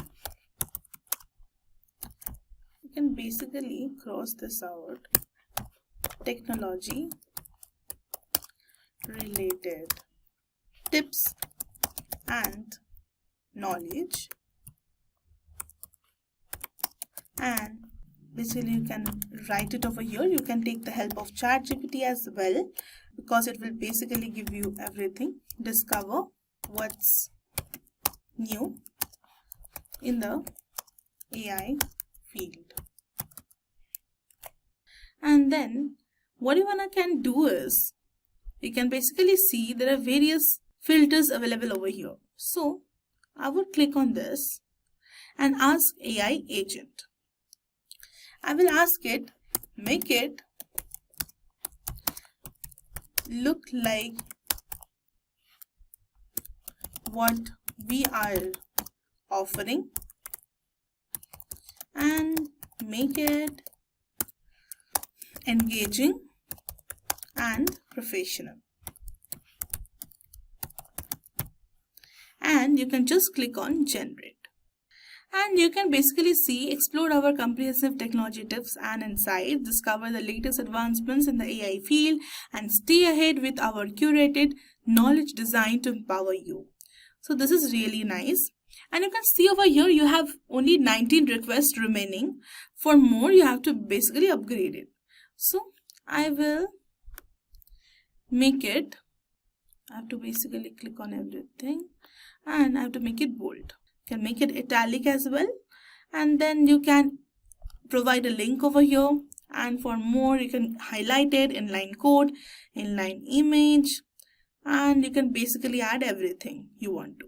So for now we will save this, and you can see the page is updated. So we will just move ahead and let's add another page. Okay, so just click on this add page, and in no time it will create another page for you, and we will name this as about, as we have to create two different things.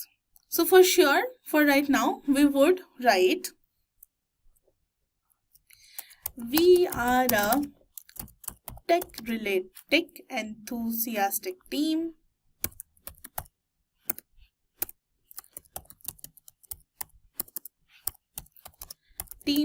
looking forward to share everything on our mind and let it reach you. Get everything under the same website. So I have written something, And basically I want again to ask my AI assistant that make it look what we are up to, include that we are a team of 20 young minds, young tech minds, better would be.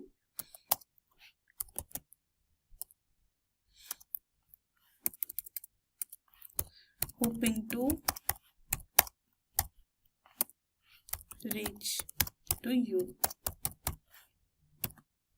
and make it engaging, and you can click on generate. Now here we can see we are a dynamic team of 20 young tech enthusiasts eager to share our insights and innovations with you. Join us as we explore the latest trends and ideas, all curated under one exciting platform. And this is really nice.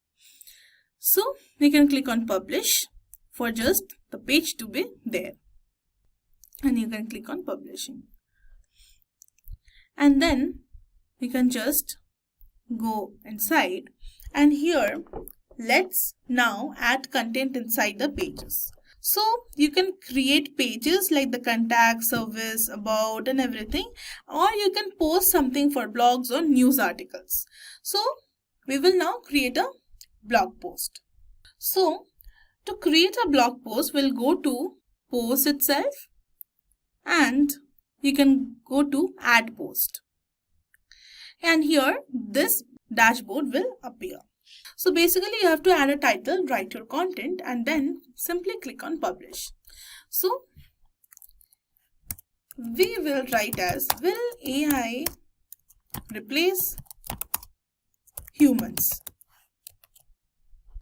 And then we'll come over here and write artificial intelligence will create jobs and replace who won't accept it gladly.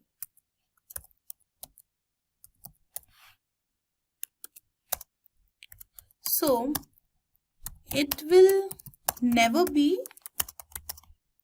the AI who will replace you from your workplace. Rather the smart people coping up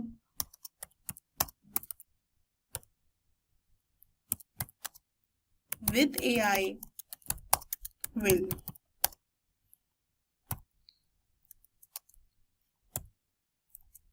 So instead of just running away from it, we can just start leveraging AI in our daily tasks and win it. Now basically you can click over here, and I would again ask AI assistant to make it enthusiastic, because I want that tone like that, and engaging to drag attention.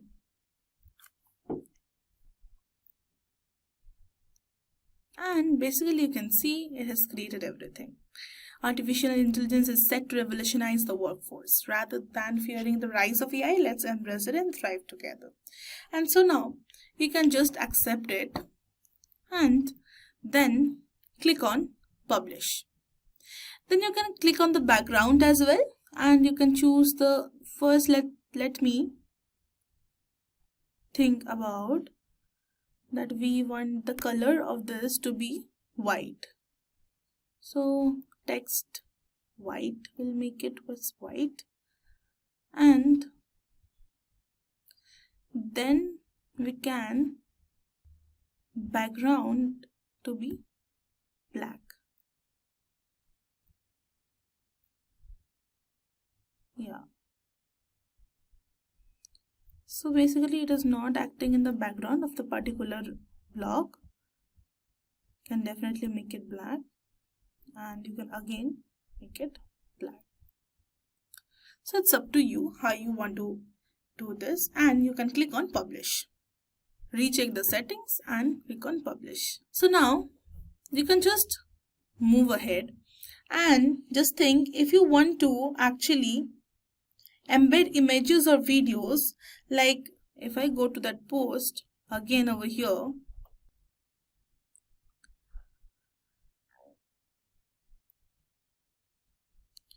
we can just click on this plus button. So if you just go to plus, you will basically see blocks, patterns and media. So blocks, there would be for this text thing, paragraphs, headings, list. If you go to this pattern, so everything you want will be here. And media, if you go here, will basically get images and everything. You can add images like this. You can go to blocks and even writing prompt. This is, you can basically add everything from your image or from gallery itself. You can click on image and generate with AI, artificial AI robots shaking hand with humans. Let it be. And you can click on, select the style, like created this anime and generate. So basically you will be getting everything under the same platform. So you have to wait for some time.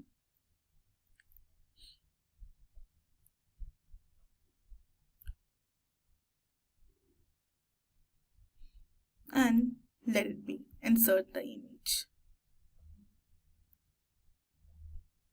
And it goes well with it. You can basically replace it from here and you can click on save.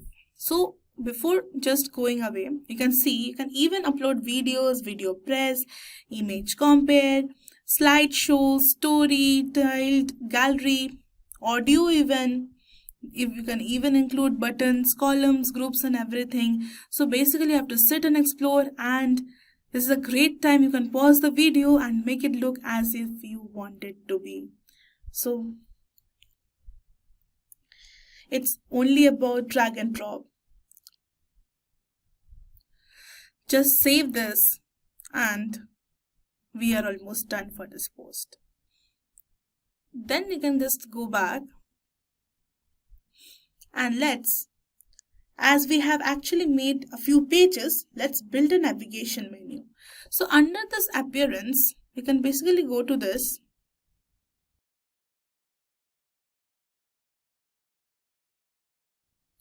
and this is basically the editor's page.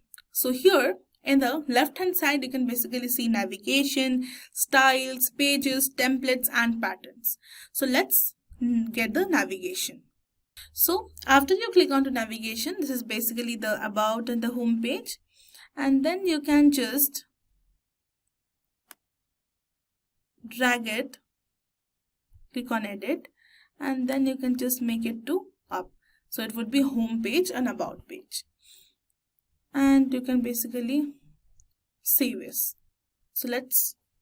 So basically your website has actually started to take the shape, but let's add some more magic. Now that you have get your website set up, let's make it more functional, but without paying anything. So the great thing about the free WordPress.com plan is that it still gives you access to some of the really helpful built-in tools. So even if you can't install the third-party plugins just yet. So basically you can even see the statistics over here. So basically track how many people visited your website, and then you can see the Marketing settings. You can go to the insights, unlock your insights. For this upgrade you have to do this 200 per month. So basically we'll be getting all the insights, all time highlights, the latest post and everything, the traffic and everything. Then you can go to subscribers and see no subscribers here, import existing subscribers, add the subscriber block to your site and share your site. So everything you will be getting over here. No visitors now, no days. So there will be marketing settings like add social media accounts and enable sharing buttons. So allow visitors to leave a feedback. So you won't be able to add external plugins like the Elementor or the Yoast SEO, but don't worry, you can still customize and create a great looking website using WordPress. So now let's move to the next fun part of the design. So let's move on. The navigation part we have already seen. So let's move on and just go to themes over here. So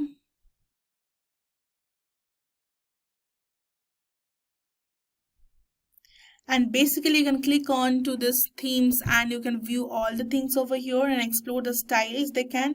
Then you can go ahead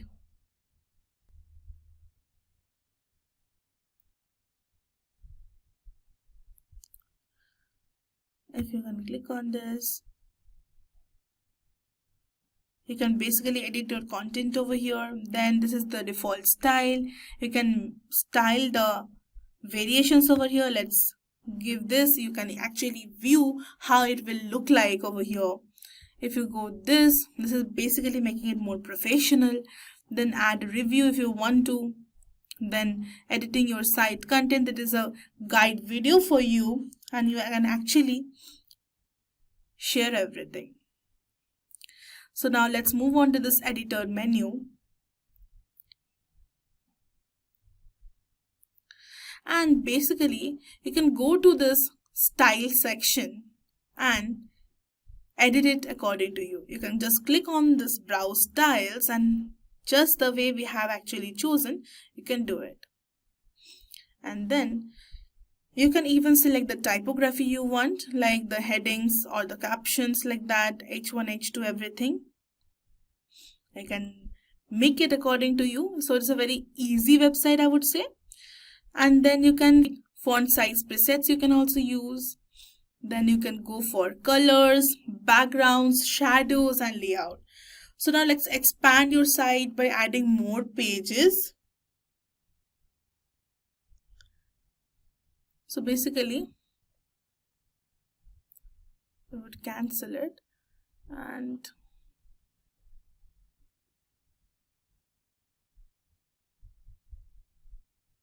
I would go back.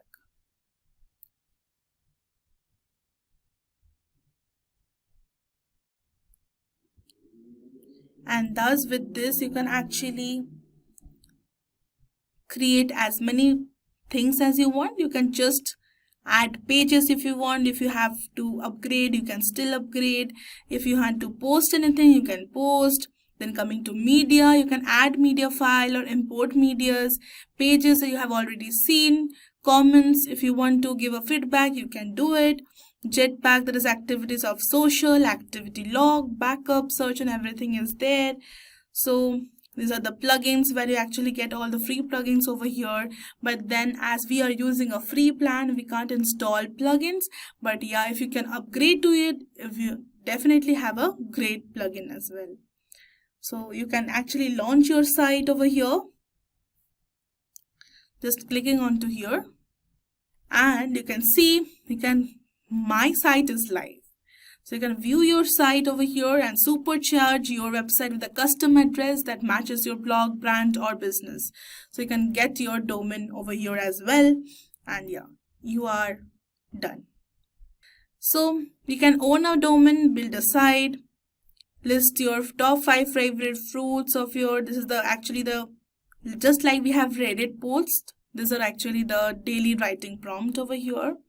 You can even customize your domain, drive traffic to your site and share your site. So here also, after everything, you can still manage emails, change theme, explore plugins, edit site. and it is an all-in-all one package. So let's move on. So each time you create a page, just add a title and write your comment using the block editor. Want to add an image, you can click onto that plus button over there and you can do it. So let's just move on to the pages over there, and I've forgotten to show you something. So we can just click and change the view over here. It also provides a responsiveness like the desktop, tablet, mobile, or showing template or anything like that. And still again you can click, and if you click on this, you can actually correct your spelling and grammar. You can simplify it, summarize it, expand it, and make it shorter. So you will find your own ChatGPT over here as well, because it is also using an AI model. You can change the tone. You can basically translate it to any language. So this is all about WordPress.com. Now basically, if you ever want to grow beyond the basics, you can upgrade later to get more design control, install plugins, or connect a custom domain. And there you have it. You just built and launched your first website using WordPress. And you didn't spend a rupee, dollar, or an euro. So whether it's your personal blog or a resume site or a portfolio or your passion project, you have just taken the first big step towards your digital presence. So let's move on to the next part of the video. Hello, welcome to this chapter of WordPress with AI. So the actual need for this chapter was leveraging AI in WordPress. So we are leveraging AI in WordPress through Hostinger.ai. So you need to have a premium plan for Hostinger.ai. So I'll let you know all the plans and their pricing details. So this is basically the plans available in Hostinger.ai. So the first one is a single, that is 89 rupees per month. So here you can build only one website and manage hosting for the WordPress, 10 GB SSD storage and Hostinger website builder, free domain that is not here. And you can have a premium plan where you can get a Hostinger website builder and a free domain. And then you can even have a business, that is 249 rupees per month plus 3 months free. And basically it will be doubled. You can make 50 websites and you can have free automatic website migration. And then the last one is Cloud Startup for 600 per month. And you can have 100 websites over here. So let's now move on to the actual content. So let's now move on to the website section. After getting a paid plan over here, let's move on to the website section, and you can click on add website, and in no seconds you will see WordPress over here. So this is the plugin or the extension I was talking about. And if you go to WordPress and then install it and do it and create a website, this is actually WordPress with AI. But for your better understanding, I'll do it with Hostinger website builder. So here is the Hostinger.ai. So let AI create a website for you. As this chapter was particularly focused on AI, so I have chosen this. So let's give a brand name. So the brand name be Flowers for All, and you can describe it as we are pro flower sellers for all occasions, from paying tribute to making someone feel good. We are a team of 30 expert people, young and enthusiastic, and trying to reach out to maximum. Then you can even more say about the product, like less price but no compromise on quality and smell of flowers. And then you can see add online store to my site and then click on create a website. And in no time, it will just take like few seconds of your whole time to actually make a damn great website for you. It will create various of the fonts, creating designs, then it will be adjusting the alignments, and it will be creating in a mobile view. And basically you can see what a great one. So first initially trying to say create again. If you don't like this, you can just click on to create again. Then you can see the version history. Then this is a desktop version actually. You can see it in mobile as well. Then how it will look on the mobile. As is a desktop, I prefer this. You can see the header, home, shop, about and blog. Then you can just scroll it down. You can see flower arrangements, tribute flowers, gift bouquets, special occasions. You can have the various types. You can even have not given all these pictures, but yeah, you can actually see this about flowers and all, our passion for flowers, customer review. So this is very important now. You even when we want to buy something new, we always go for this customer feedback. But then you have this footer section and where you can actually enter your email address and submit your request now. You can contact over here and so on. So moving away to the right side, continue to set up your store, add products, connect payment methods, customize website to your liking. Then you can even go for this color palette. See, this one is going. So basically, so this is nice. And if you click on continue, it will be giving you the permission to actually set everything. For example, AI writer,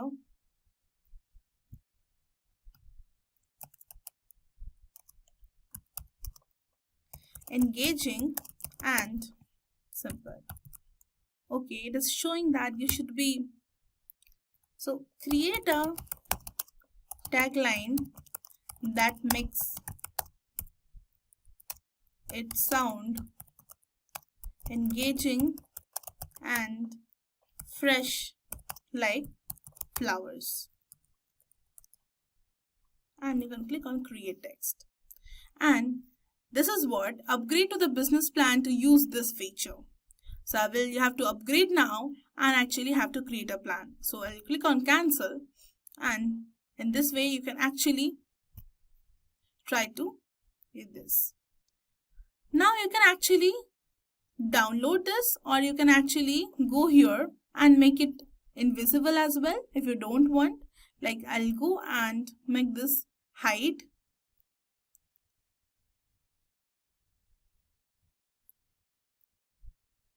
Then you can change the name of the flowers over here. You can basically edit every section you want.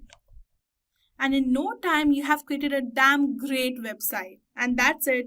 With Stinger AI's plugin, you can streamline content creation, optimize SEO, and create real-time assistance all within your WordPress dashboard. So it's like having a team of experts at your fingertips. So guys, congratulations on completing the Learn WordPress course. You have gone from understanding the basics of WordPress to building your first site with confidence. So from setting up themes and plugins to customizing pages and posts, you have done it all. So through real-time demos, you have learned to bring ideas to life, and with AI integration, you are now ready to take your WordPress skills to the next level, faster, smarter, and more creatively. Web development is the branch of computer science that deals with creating and maintaining a website or web application. Every website you come across is designed with a mix of certain methodologies. A website is generally divided into three parts. Front end, the section that is visible to everyone. Back end, the website section is not accessible to the user. Database, where all the data of the website is stored. A web developer creates the website and ensures that the website should not face any issues right after the deployment. Do you guys know that reports from Glassdoor.com have shown that a full stack developer in the United States earns between $50,000 to $125,000 per annum with an average salary of $105,000? So, what do you think is the most important part when it comes to a job related to web development? The interviews, right? So, hello everyone, and you are already watching Simplilearn. Here we are with the complete video on web development interview questions. This video will cover the most frequently asked technical interview questions from a web development profile. But before we start, if you enjoy watching such content and are new to our channel, then hit the subscribe button and press the bell icon to stay updated with the latest technological trends in the market. For today's video, we'll start this video with the most basic technology, the HTML interview questions. We'll then take you through CSS interview questions, followed by JavaScript, Angular, and React interview questions. We'll finally take you through the backend, where we'll cover Node.js interview questions. So let's hand over this session to our training experts. Now we are heading towards an HTML interview questions. Now here are a few questions like what is an attribute in HTML? So you can consider the attributes are the properties that can be added into the HTML tag, and that changes the way the tag behaves or it is displayed. Okay, so you can see here you have a call button. Okay, so attributes are added right after the name of the HTML tag. So button is an element for me, it's not an attribute. Okay, so what is a marquee in an HTML file? So marquee is something which keep on rotating. Okay, say for scrolling down the text page or the text on the web page, marquee is used. Sometimes you might have seen when you want to display some very important information, okay, which needs to scroll at the bottom or else the right after a specific period of time, you always use marquee. It is one of the very old element available under the HTML page. So it scrolls the image top, left, right, center automatically everywhere. So you always use marquee tags for rotating it. So the next is what is the semantic in HTML? See, semantics are HTMLs are nothing but a call another coding style. Okay, so when you talk about a semantics, so they are basically reinforcing the meaning of the contents. Like typically you have seen we are using div and span tag, but the div and span tag really don't make sense to us as an HTML reviewer unless I go inside those and get to know about what they're really doing it. So semantics are nothing but these are the standard tags. Are we clear? So you can see like here, like bold tag is not useful for the bold statement, as well as the italic tag is useful for what? For the italic tag. So instead of we are using strong and em tags. Are we clear now? So this makes more sense to us.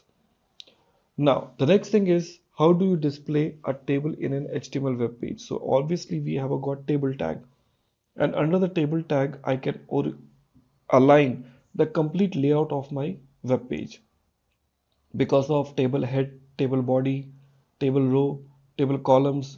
There are multiple different type of elements which are available, okay, which are the part of table. It's just to basically align the content in a proper format. What is SVG? Okay, so SVG is basically known as a kind of a graphic which is written in a typical XML language.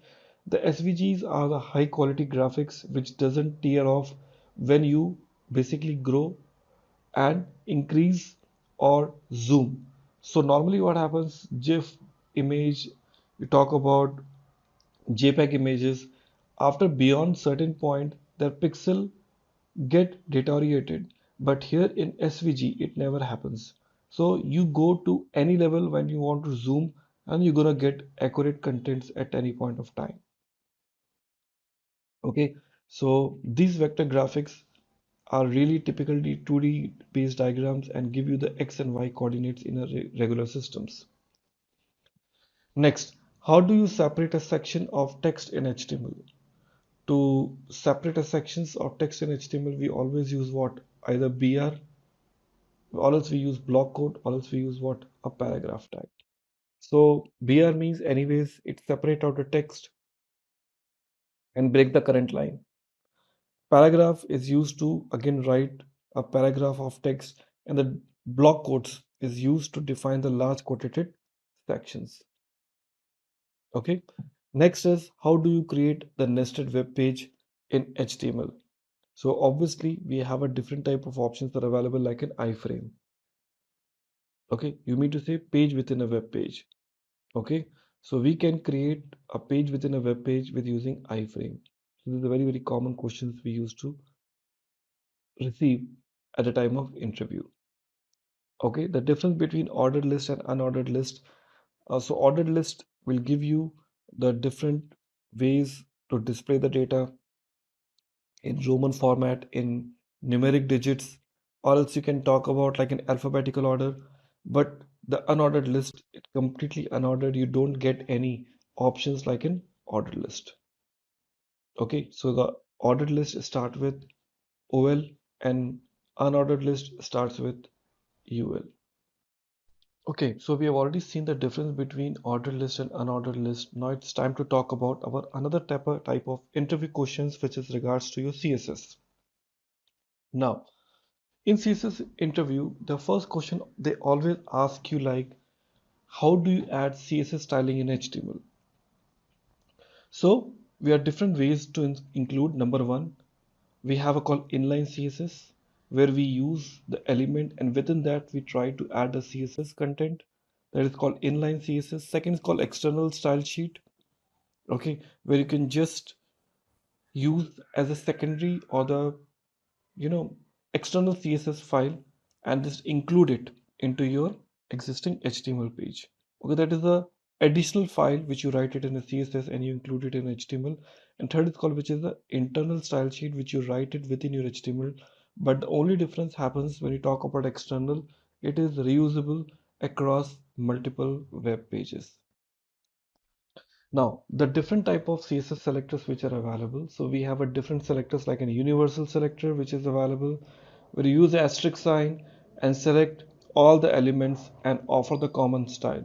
Second, we talk about element type selector where you have the specific element name into your mind and you offer that particular type of selector. ID selector is responsible to select the particular element with it having the proper ID.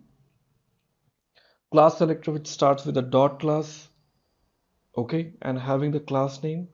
We talk about descendant selector. So in descendant selector you basically try to select all the elements which are the part of that. Okay, so you are selecting this container and under that all the child elements of the box. Okay, so we're talking about like in what of your descendant selector we talk about called child combinator. So in this case you are basically trying to select all those which is the child of this container. So you are using this greater than symbol of container.box. Okay, so selecting all those which are having the child name called box available. Then you're talking about a general sibling selectors with this Tinder sign. And finally, we talk about like an attribute selector where you have a proper attribute available to you. Okay, so these are known as called a general CSS selectors. Followed by, we have a next question like in what is Sass, less and stylus? Friends, these are the advanced level of CSS used in the industry. So we talk about like it what is a Sass, which we talk about like in statically awesome style sheet. So we also have a similar type of option like in less and many more. Okay, so it says about the Sass saying that it is a statically awesome style sheet. It is basically taking the complete CSS to the next level. So that is a third party website, but once again it is very awesome CSS which can offer you the mathematical functions as well as the reusability. You talk about less. Okay, so we talk about linear style sheet where you can see all statements which starts with @ there in Sass every single variable start with a $sign. Then you talk about stylus. It is also a flexible CSS, so it doesn't use @ or dollar for any defining variables. We can just directly use this with the name, okay, and use it at any point of time. So these are the three very popular new or next generation CSS. So explain box sizing property, like how you can offer the property for the box sizing. So here, so box sizing property actually defines how to basically define height and the width of the box which are calculated. So you talk about a term name called content box, you talk about padding box, and you talk about border box. Typically we use three different type of box: content, padding, and border box. In a content box, these are the default width and the height which can apply to the elements content which are there under the content box. Okay, padding box are, here you talk about the dimensions which are added to the box elements of the content padding. Third, which is available called border box. So here the dimensions added to the content padding and the border. Now what are the different way to hide the element in a CSS? So we have a different way. Either we can use display none. That means whatever is there inside a DOM, it won't be visible to you. Second option is visibility hidden. That is another property through which you can eliminate the visibility. But the thing is, like, it is not visible to the user, but this element is added to the DOM and takes up the space. But in display none, it doesn't load in a DOM. So somewhere to, when you want to talk about performance, display none is anytime better. And second called position absolute. So this can be made to the appear outside the screen. So three different options are available.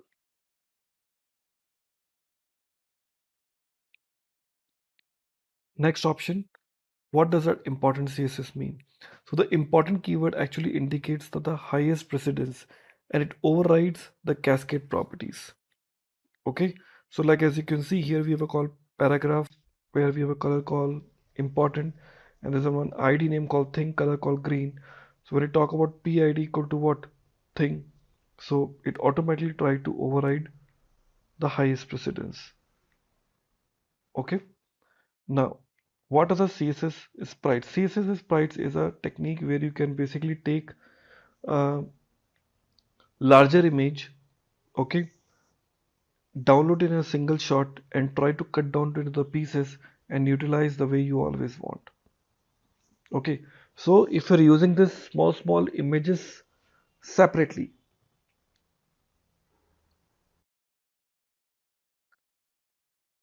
okay, so to load those images independently, you would be making multiple HTTP calls, which can be an overhead. So it is good to basically download this lengthy image in a single shot, clear, and utilize them as per your convenience within your application. So it is used to minimize the loading time of your web page by combining multiple smaller picture into the single image. Okay, that's what the CSS sprites are. So which properties used to underline and strike through and the overline text? So we have this option: text style, text type, text decoration, text transform. Okay, so the text decoration. So the text decoration is the one which will be helping you to achieve this.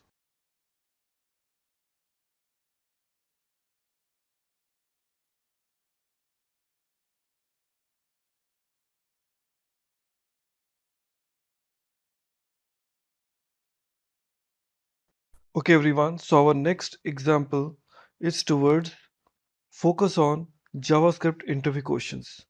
Now here we have few questions that are available, like what are the various data types in JavaScript? So JavaScript contains different type of JavaScript data types. Like if you think about all different types which are there generally: byte, short, int, long, float, double, character, boolean. These are all different type of data types are supported inside a JavaScript. Okay. Now going ahead, what is the callback in JavaScript? So the callback means is a function, okay, that is passed to another function as an argument on a parameter. Okay, so what is the callback? Callback means don't call me, I will call you. Clear? So the idea is like you are passing the function itself as a parameter to the another function, because the JavaScript is known to be a call non-blocking, which never wait for the code to finish. It continues to move on. And due to some reason, if your function it's taking some time to execute, So JavaScript won't wait for that particular function to finish. So you use callback to prevent such behavior. Okay, that's called a JavaScript callback. Now, what is the difference between function declaration and function expression? See, this is called function declaration, and you talk about a function expression. Function declaration is just to declare a separate statement within a main JavaScript code, and you can be called before the function is defined. Okay, it gives you the better readability where the function expression are always created inside the expression. Okay, and it is created when the execution point reaches it. Are we clear? And it is used when there is a need of for a conditional declaration of a particular function. Now, what do you understand about the cookies in a JavaScript? So it is one of the very common question. Cookies are the one which is created by the server stored in a client side, which is responsible to store all the necessary client activities so that the browser or the application give the better recommendation to the user. Okay, so it is just a small text file which is stored in a browser itself. Okay, so if you want to record something about a user activity, you always put it like that. And you can also define the expiry time for the cookies, okay, as per your convenience to decide how long the cookie wants to be there inside your browser. If you do not offer any time span, by default the cookie will get lost immediately the moment the browser closed. Next, what are the closures in JavaScript? So closures are the JavaScript is a feature where the inner function has an access to outer functions, variables, and the properties. Okay, so you can consider a closure has a three scope chains. Number one, it has an access to its own scope that is defined within its curly braces. Second, it has an access to the variable of the outer function and also has an access to the global variables. Now, the closure is a JavaScript feature, as I told you, like which has an access to the outer functions variable. Simple example I can give it to you is a function which is known as called inner function, and there's a function defined on the top is an outer function. So it is having all the functionalities access of the outer function inside it. Now, what are the imports and export in JavaScript? So import and exports in a JavaScript is a very common way how in Java you use the term name called import a package. But in JavaScript it is little different. Unless you export something, you can't import it. Okay, so if you want to access any of your files, properties or methods outside of your file, you always use the statement of import and export. So here you can see you have got one property like an sqrt which you are exporting it, and you have one function which is called square. There's another function called, you can say, diag, which you are exporting it and importing it just the way you always want. So that is how it is importing and exporting. What is the difference between undefined, undeclared and null in a JavaScript?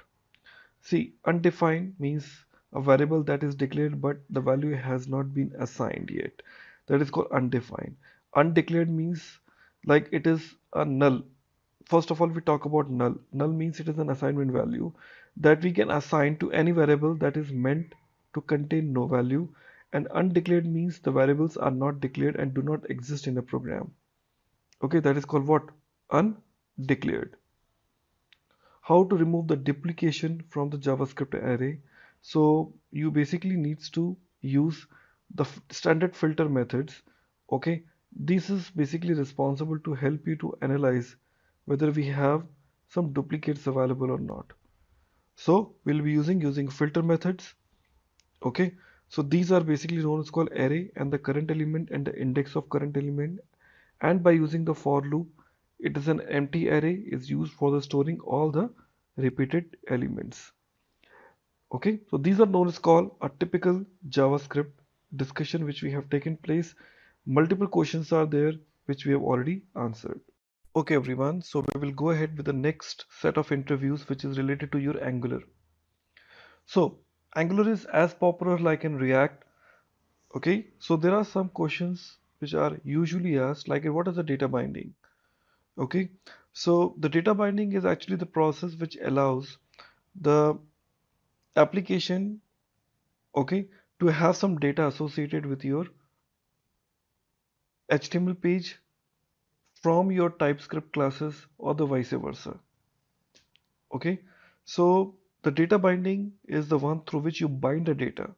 Okay, so you can see here it says like Angular uses two-way data binding. When the changes happens in a model, it will be affected in a view, and when the changes happens in a view, it will affect the model also. So it is used to typically keep the model and view in sync with each other to have the data interchange.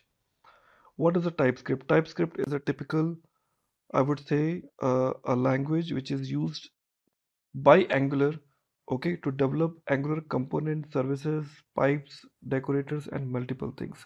It is a superset of JavaScript, and it supports JavaScript libraries and APIs. It is a pure object-oriented in nature, uses object-oriented principles, better development time, fast to load, and additional features to the JavaScript for sure.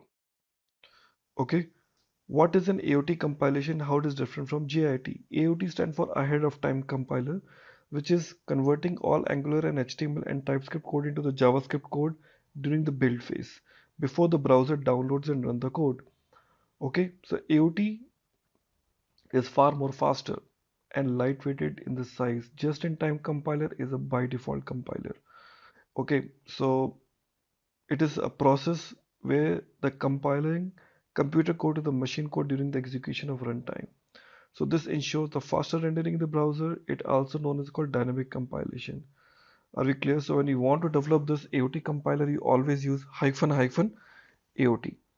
Okay, so here you always use JIT compiler because that is the by default compiler used when you say ng build. Next, what are the pipes in Angular? So pipes means they are the decorators. They never change their default value, but just for the representation purpose, they change the values. Okay, to look more better the way they always want. Okay, so pipes are ready-made or else it can be customized, created. Angular also comes with lot many predefined pipes. Okay, like it comes with the pipe symbol here. Okay, so you can chain the pipes together. It can be provided with some arguments at the runtime with the colon sign. Okay, now you pass the input, you put the pipe and get some result with some decorated outcome. Now you can see the pure pipes uses the pure functions. Clear? So these pipe doesn't use any internal state and the output remains the same as long as the parameters passed to stay the same. Angular calls the pipe only when it detects the changes in the parameters being passed. A single instance of the pure pipe is used throughout the all components. Okay, so this is how you see how the pipes are being used. So we have defined the pipe, okay, which is the value called true and false for the pure, and giving the class by implementing pipe transform. So you can see here the impure pipes for the say for every change detection actually happens in an Angular. And impure is called, are we clear? It regards to the changes in the input fields. Okay, they will be calling every time. So multiple pipe instances are created for the same for these pipes. Inputs passed to these pipes can be mutable. By default, all pipes are pure. Only if you want to make it impure, you always say like pure colon true or pure colon false. Now, what are the promises and observables in Angular? See, promises, it is a typical JavaScript object. Okay, it emits a single values at a time. They execute immediately after the creation and not cancelable. They are pushed error to the child promises. Okay, where the observables are only executable when subscribed to them. They won't call unless you subscribe to them using subscribe methods. So they help perform operations like in for each, filter and retree and everything. When you unsubscribe this, they won't get called and won't listen anymore. What are the form controls and the form groups? See, the form controls and form groups, these are the two predefined objects comes with your Angular. So these all text boxes from you take the input, it may be radio buttons, it may be the drop down, it may be the check boxes are called form controls. Okay, So form controls is a class that enables the validation for every single input class, whichever we are creating it now. So they check the values which are touched, untouched, or the dirty. Clear? Now we talk about called form group. They are basically forming a group which under which you have a called relevant fields joined together are called what? A form group. Okay, so form group class represents a group of controls like you talk about address contains city, state, and pin code. These all three can be together called as a form group. Okay, so the form group class basically return true if all controls are basically what? The valid. Okay, and they are designed to provide all the necessary validation errors. What is a eager and what is a lazy loading? Okay, so eager loading means what? It is a default module loading strategy followed in an Angular. Eager loadings are used before the application starts. These are typically useful for the small scale applications. Lazy loading, however, is designed for dynamically loads the features only on demand. This makes your application far more faster. So in a bigger application, we really don't make easy eager loading because it hamper the performance. And you want only when the client asks you want to use lazy loading. What is a string interpolation in Angular? See, string interpolation is written under the double curly braces. It is a typically one-way binding where you get the data from the TypeScript classes and display directly over your browser. It denotes with the curly braces and it always display the data comes from the component to the view.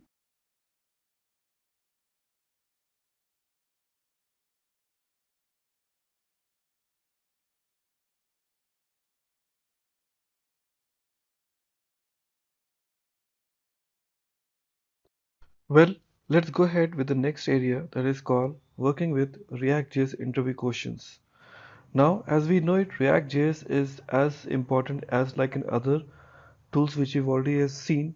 So what is the JSX here? JSX called JavaScript syntax extension.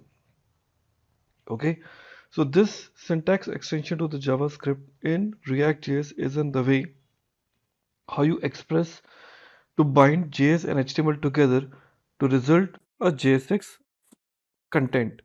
So by using JSX, you can write a HTML structure in the same file that contains the JavaScript code. That is something more innovative way. Because of that, React.js is creating more buzz in the market.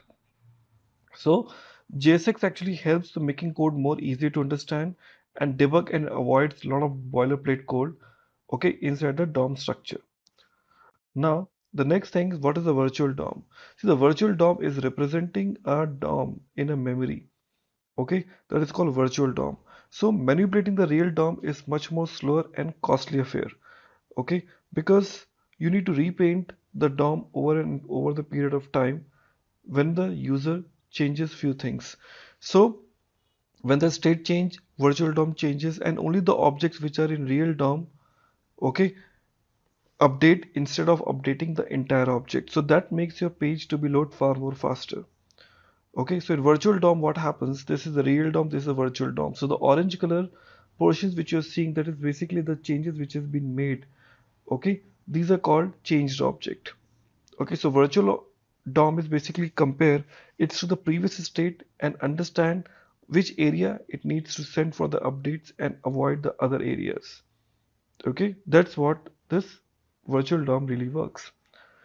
So what are React extension? React extensions are many, like you talk about like in Flux, it is a third-party tool which is responsible to attach the state management feature. You talk about React Native, which is responsible to develop the hybrid mobile applications in JavaScript. So these are two very popular and there are many more which are available. Okay, so like you talk about architectural support, you talk about server-side rendering. Okay, so Redux and there are a lot many other tools are also available.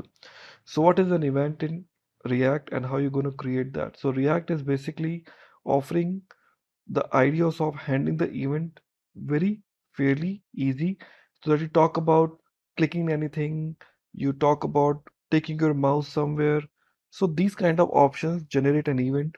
So for that we typically say alert and you click on this render, you click on this button in a curly braces, you call the function to trigger to event. Now, what are the components in React? So friends, React components are nothing but a call view. Okay, like a complex view can be divided into the smaller portions. A complex UI can be distributed further to create more, better, and reusable views. Clear? So it splits the user interface into the independent pieces of code which can be developed and joins later on. Okay, so that's how you define the component in React. So in Angular and React, in both the areas, the word component is very much used. So the component meaning is very simple. You talk about a view. So what is the state in a React? So state is React is nothing but is the one which identify what was and what is now. Okay, which stores the value for the specific period of time which changes, and React is basically detecting those. So it is changing because of some actions either taken by the users or by the applications. Okay, so it keep tracking about all those states what it was there, like in I'm talking about an incrementing in a counter. So that is also the state available there. Okay, so the state object is always initialized in the constructor, so it can contain the multiple properties. So this dot set state is used to change the value of the state object, and set state is responsible to perform the shallow merge between the new state and the previous state. Now the state holds the data that a component renders to the web page. Certainly, because every time the state changes, so it needs to be stored somewhere. So this is how the state is accessed. As you can see this example here, in the constructor, we are defining the super props and the states being initialized, and you're rendering the states. There are three different steps are involved: initialize the state, render the state, and update the states. What is a higher order component and pure component in React? Higher components are the component which are typically a function, okay, that takes a component and return a new component to you by manipulating few things. They're basically designed for the reusing. Okay, so the higher order components are typically a function that takes a component and return a new component. Okay, so in order to perform some reusability, a pure components are the components. Okay, is a variation of React component that does a shallow comparison of props and state. Okay, shallow comparison basically checks what the equality. Are we clear now? So that's what the main job. Going ahead, what do you implement and how do you implement React routing? So to implement a React routing also comes with inbuilt React modules, and that particular module need to import it. So here we define the React modules by offering the route path, where you have a call left hand side is the name and the right hand side is a component which you would like to deliver it now. Hello, this is Matthew, and we're going to be going through some of the simple questions that you would be asked during a Node.js interview. What we're going to do is we're actually going to break out the section into three key areas. There'll be beginner questions, there'll be intermediate questions, and advanced questions. And the expectation is, as you go through this video, is that these questions could be pushed together as you're going through the interview. Kind of think of it like this: is if you answer the beginner questions that you would get asked at the beginning of the interview with confidence and surety, then the client is going to then jump to those intermediate and advanced questions quite quickly, and they're looking for people who can help them serve and solve their problems at that more intermediate and advanced level. So let's just get started. So the first question you're probably going to be asked is, what is Node.js? Do you know what it's for? And essentially, Node.js is one of the most popular, if not the most popular, open source cross-platform JavaScript programs. It allows you to build out web applications that run on the server. It's extremely flexible. It allows you to implement a lot of solutions outside of just the core programming runtime. And it allows you to build solutions extremely quickly in an open source mindset for DevOps. It is used essentially for creating client-side web applications We'll see this later on, and you may want to talk a little bit about using Express.js and how you can build out APIs to work with Node.js and connecting to databases such as MongoDB. And that is also really good for being able to store data-intensive applications that are asynchronous and event-driven in their model. And this is important when you're talking about creating applications that can scale rapidly. So you're going to then be asked, how does Node.js work? Well, Node.js itself is actually built on the V8 engine, and the V8 JavaScript engine is the same engine that runs JavaScript in your Chrome web browser extremely fast. It allows for high output and non-blocking through your I/O input outputs, and is single-threaded event loop. So you're going to be then asked, where can you use Node.js? And the reality is that the applications for Node.js keep expanding, but there are some core applications that you can work with Node.js right now. So such as web applications, distributed system, and network applications. Probably referencing the web applications is a really good starting point, because here you can actually talk about maybe some examples that you've done where you're building out some of these web applications. Indeed, one of the things that you want to be consistently doing and peppering your answers with is examples of work that you have done. Now, it doesn't matter if those examples are purely experimental or training examples that you've done. The fact that you've actually worked with Node.js and created a distributed system or a web application is really valuable, because it shows the person that you're meeting with that you have knowledge and understanding and practical experience of applying the theory of working with Node.js with the practice of working with Node.js. So be asked about, essentially the I/O refers to the transfer of data in and out of a system. And that's really it. And there's a reason why Google calls their conference I/O. It's the transfer of data in and out of our brains at their conference. The application is the same here. It's about moving data in and out of systems through using Node.js. And that every event can be tracked, whether it's on a physical device, a network, or files within a system. Again, it's input and output. So let's go through, and you're going to be asked, can you explain the difference between front-end and back-end development? And this is a question that I get asked a lot when I'm meeting with clients. People get really confused about what is the difference between front-end and back-end development. Bottom line, front-end is what gets resolved inside of your web browser or the app on your mobile device. Back-end is what gets resolved, essentially what we call the back office or server-side applications, but that's becoming more and more synonymous for what gets run in the cloud. So web applications really get a lot of the functionality of a web application gets run in the front end. And I think with CSS, HTML5, client-side JavaScript, it's all going to get run in the front end. Everything else, such as connecting to a database, gets run behind the scenes in the back end. And anything that's going to have like graphics is going to be on the front end. APIs are going to be run on the back end.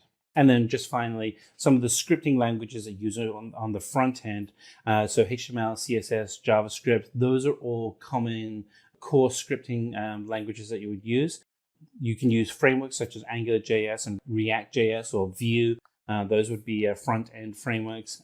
Back-end frameworks would include Java, PHP, Python, and Node.js are some of the back-end technologies. You could also throw in there .NET as well. It's just a whole litany of front-end and back-end technologies and frameworks that you can use.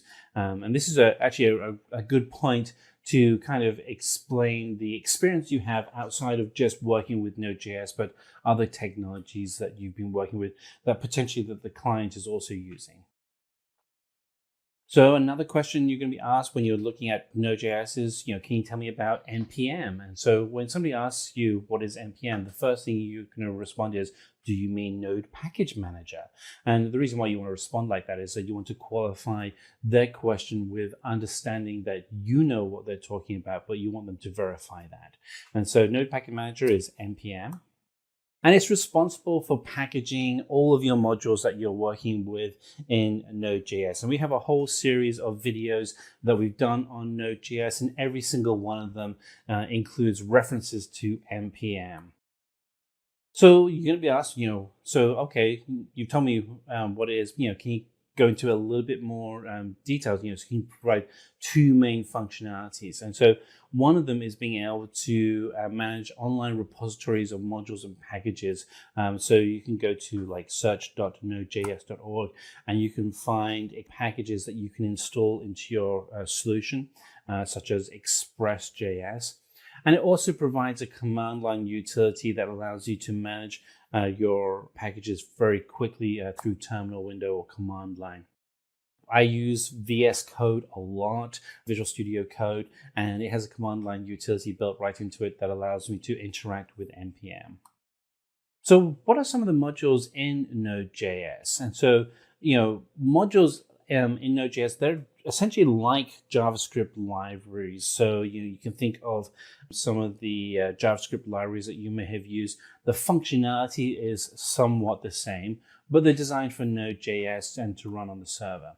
And there are ways in which you can go ahead and create some of those modules. So for instance, if we're creating a web server, you can actually use the require command to be able to require that the server be there. So the example we have on the right-hand side shows that we really do need to have HTTP, which is a web server, and we require that to be installed.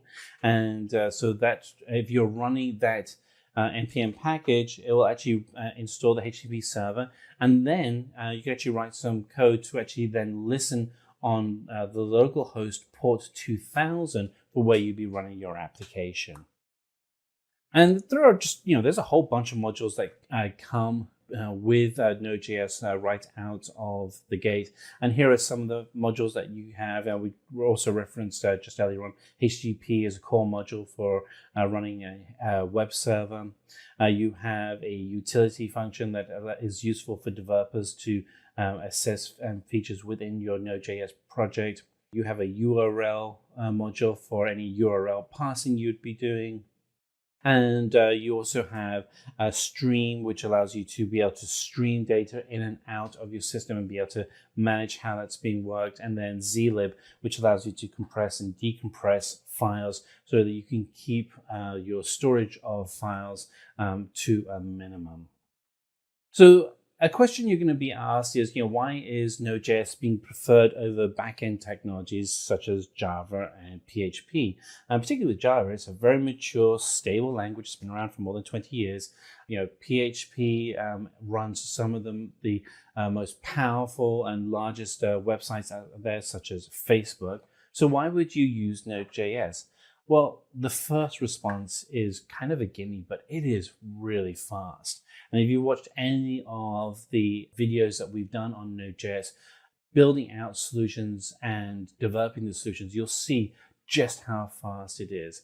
The second is the really kind of the secret sauce with Node.js is the Node Package Manager. And the Node Package Manager allows you to install additional functionality such as Express or Mongo as a database into your solution really quickly. And there's over 50,000 bundles available for Node Package Manager. If you're building out a real-time application that's data intensive and you need to have APIs quickly developed, then Node.js is really the great solution for you. It allows you to build out these solutions really quickly. And there is a easy synchronization between the server and the client due to the code base. And then finally, because the structure of Node.js is JavaScript, if you are making the pivot from being a front-end web developer to Node.js, it's just going to make it a lot easier for you to pick up Node.js because you have that common language of JavaScript. And on top of that, JavaScript is the world's most popular scripting language. So let's talk about some of the differences between Angular and Node.js. And so the reason why this question may come up is the person interviewing you is seeing whether or not you do know the difference between a front-end framework and a back-end framework.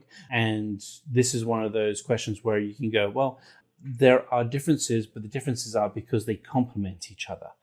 So Angular is a front-end development framework, whereas Node.js is a server-side framework. Other differences, though, between the actual frameworks themselves is that Angular is written in TypeScript, which is a modification of JavaScript. Node.js is written in C and C++. Angular is used for building out single-page client-side web applications. And so that's the key word there is client-side. Whereas Node.js is about building out fast and scalable server-side network applications. Again, the two complement each other. Angular splits web applications into the MVC and model view control components, whereas Node.js generates a lot of database queries. It does more than that as well, but you can think of Node.js as that glue to your database.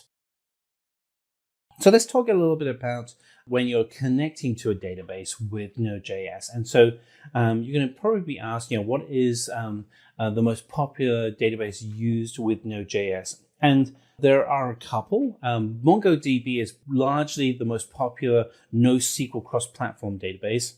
MySQL is also very popular, and that's a more traditional relational database. You would go with MongoDB for really more modern solutions. When you're looking at creating an application that's going to really scale into just managing masses and masses of data that has to be created, read, updated, and deleted very, very quickly. For some of the other popular libraries that you use for Node.js, Express.js is a very popular one. I really like working with Express.js. It allows me to build out web applications really quickly. More importantly, it allows me to build out APIs very quickly, and which, APIs are essentially web applications themselves. But being able to do that very quickly with a framework like Express.js is very useful. Mongoose is an application that makes connecting to a Mongo database really easy. So here is an example of Express.js, which is in itself really a flexible but a solution that you can do lots with, and Mongoose, which is a more focused solution, which allows you make it easier to connect to your databases. So, what are the pros and cons of working with Node.js? There's lots of ways, we explained this earlier on, that you can actually build out applications that run on the cloud. Why would what are the pros and cons? So a pro is that Node.js is extremely fast at processing an event-based model. It really is fast. A con is if you have something that is a very heavy computational task, it's not so good at that. Now, I will caveat that this is that Node.js is getting better all the time. And so you might have to provide an example of what a very heavy computational task is. And that may be calculating a risk on an insurance application against many, many variables. That may be something that's seen as computationally very heavy. But what you can do in that example is you can then offload the task to another solution that's designed for it and use APIs to pass the data back and forth. JavaScript is used for building out your applications with Node.js. Great, lots of people know JavaScript. A restriction, and again, this is evolving as JavaScript itself evolves, is that when you do a callback, you may end up doing lots of nested callbacks if you're doing something that's very complicated. Again, another way around the con. And so this is one of the things that I always look for is if you have a blocker or a barrier, how do you get around that barrier? And so, for instance, when you're talking to your recruiter, you can say, look, the reason why I use Node.js is that it's fast, it's event-based driven, I can use JavaScript. There are some challenges, but what I do to get around those challenges and that's where you can say that, you may run the complex script off and you may write that in .NET or Java or PHP and then use an API to do the response back into Node.js. So you get the benefits of both worlds, but minimize the investment in having to manage a complex environment such as Java versus a relatively simple environment with Node.js. The Node Package Manager makes it extremely easy to access just an awful lot of functionality. With over 50,000 packages, there's a package for that. So from being able to have a tool that creates unique identifiers that you might need to have for generating content that gets posted into a database, through to being able to connect to databases, through to running so many different solutions. The NPM Package Manager, with its access to so many different packages, makes it great for getting access to all that content. Now, a con is working with relational databases with Node.js isn't as easy as a NoSQL database. Now, you can do it, and there are ways around that. And what I would do when this question comes up is always kind of pivot to say, hey, this is how you can actually then get around building out that application. Pro for Node.js, designed for streaming huge amounts of data in and out. A con is that Node.js is single-threaded, and so it can be CPU intensive. But again, there are ways around that, and a good way around that is scaling your solution in an elastic environment such as the cloud. So what is the command used to import an external library? And so to import an external library, the command is the require command. And so an example we have here is you can start a variable, and the variable is going to be for HTTP. And you're going to then require the HTTP service. That means that the application itself won't run unless the external library, the HTTP library, is installed. Okay, so those were our introductory questions for Node.js. Let's kind of pivot and take a look at the intermediate questions that you would be asked. So what does event-driven programming mean? So event-driven programming means that if something happens, something else will happen in response. So for instance, if you click a mouse, that mouse click is an event. That means something has to respond to that event. Just think of it as cause and effect. It's just the basic motion of physics. So that's what event-driven programming means. You also look at it as a callback function so that when an element is executed, something will happen in response. So what is an event loop in Node.js? So an event loop in Node.js is when you do an asynchronous call. And what that essentially means is that you are sending out data, and then a non-blocking input-output from Node.js is pulling data back in. What is an event emitter in Node.js? So an event emitter has really two areas of focus. One is that it manages the classes that hold all the objects within your event. And we have an example of this on the right-hand side. And then whenever an event actually is thrown, the functions are then called on that event synchronously. So for instance, we have in our example on the right-hand side, we create an event, and then we have the functions that are executed in a series from that event. So let's talk about the API functions in Node.js. So there are two types. One is an asynchronous non-blocking function, and the second is a synchronous blocking function. And the difference between the two of them is asynchronous is that there is no structure to the order for how the API is resolved. Synchronous means that when the feedback from the API is received, you have to execute the response in a series for how the response is sent to you. So what is a package JSON file? So the package JSON file is at the heart of our Node.js package, when we actually will initialize a solution folder to be a Node.js package. You'll find that the package itself holds all of the metadata that's particular to the project you're working on, such as project name, version, requirements. You have to have it installed in the root of the directory for the project. And again, look at any of the videos that we have on Node.js. We do have demonstrations within those videos that actually then go through and break out how to create that root package. And you'll see how you can actually then go ahead and update the instructions or the metadata within the package. So here we have an example of what that metadata looks like. So again, this kind of continues that question of what is a package JSON file? And you may be asked, what is the metadata and why is it important? And the metadata is a basic JSON collection of pairing of key details such as name, version, description, and then the custom version that you put. So for instance, under name, you could create a name for your project, the company, any spaces. What is the version and description? What is the main or starting path for the solution? Typically, that would be index.js, but it could be anything.js. But index.js is typical simply because index.html is the starting point for a typical web application.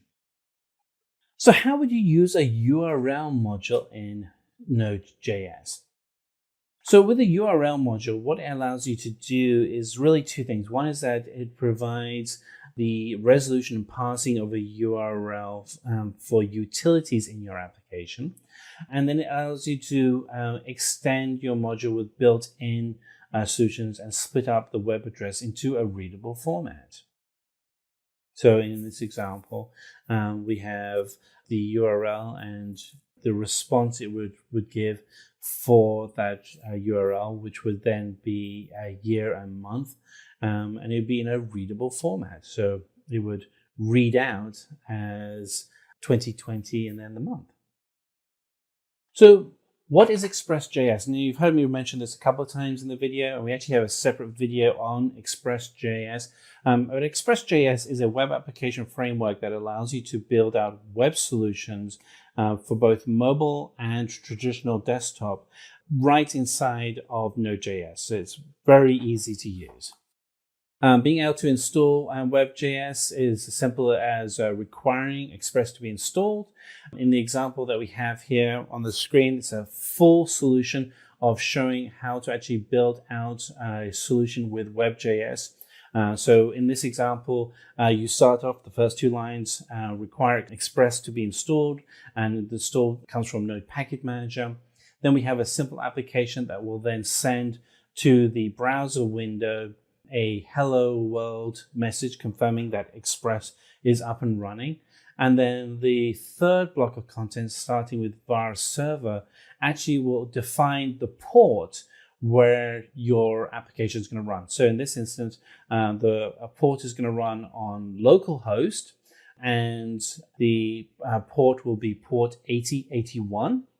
And so you can actually go to localhost 8081. And when you do that, that will trigger the application that will forward up the message, hello world, and it's all coming from Express.js.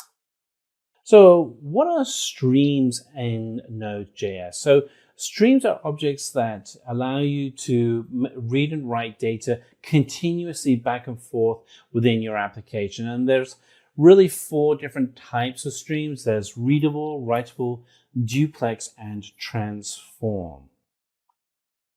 The readable one is streams for which data can be read. The writable is streams that you can actually write to. A duplex is a stream where it is both readable and writable. And transform are streams that can manipulate the data while it is being read or written. So how do you update and delete a dependency? So say, for instance, we want to install something like Express. So if you wanted to install Express, what you would do is you would just write inside of your project. You want to go to terminal window and write in the command npm install Express. If you want to update the dependencies within your Node Package Manager, to update all of them, all you have to do is write the command npm update all dependencies. And then if you want to explicitly uninstall a dependency such as Express.js, that's using the uninstall command. And so that would again be going to terminal window and you would type npm uninstall Express. And again, it's really easy to create a simple server in Node.js that will run a simple command. The HTTP service is actually built into Node.js. You don't need to use Express.js. I typically use Express.js when I want to do a web server, because typically what I find is that I will want to go and do something more complicated. But if you want to do something that illustrates just the core functionality within Node.js, you can actually just require the core HTTP service that actually comes as part of Node.js. And then you can actually then go ahead and tell it to create a service and then to write in plain text a command or text string, such as this case, it'll be hello world, that would pop out. And then the final line is to then listen that if you go to a web browser that's on port 127.0.01 or localhost, and go to port 8080, once you actually go to that, that will trigger this application and you'll get the text hello world pop up on your screen. So explain synchronous and non-blocking APIs in Node.js. So all the APIs in Node.js are asynchronous, which means that they are non-blocking, which means you can run them continuously and scale around that, which is just fantastic. It's one of the reasons why Node.js can scale so fast. And the means that the APIs can return data, send data after it's been called, and really increase the efficiency of events as they are triggered within Node.js. So how do you implement async in Node.js? And so the example that we have on the left-hand side allows us to trigger async, and it's using the async function.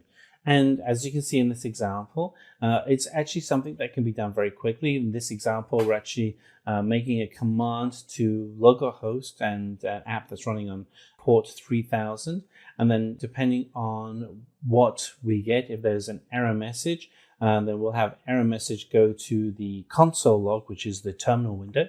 And if we get a response to an application, then we'll actually get a positive response, which would be fetched response. So again, very quick and easy that you use the async function to be able to build out and to get your asynchronous code. So what is the purpose of module exports? So a module export is a way to encapsulate the entire code for a solution in a single package, in a single file. And then you can then share that with other developers, so you're all working from the same environment. With this, we have come to the end of this video. If you have any question or doubt, please feel free to ask in the comment section below. Our team of experts will help you as soon as possible. Thank you and keep learning with Simplilearn. Staying ahead in your career requires continuous learning and upskilling. Whether you're a student aiming to learn today's top skills or a working professional looking to advance your career, we've got you covered. Explore our impressive catalog of certification programs in cutting-edge domains, including data science, cloud computing, cybersecurity, AI, machine learning, or digital marketing. Designed in collaboration with leading universities and top corporations, and delivered by industry experts, choose any of our programs and set yourself on the path to career success. Click the link in the description to know more.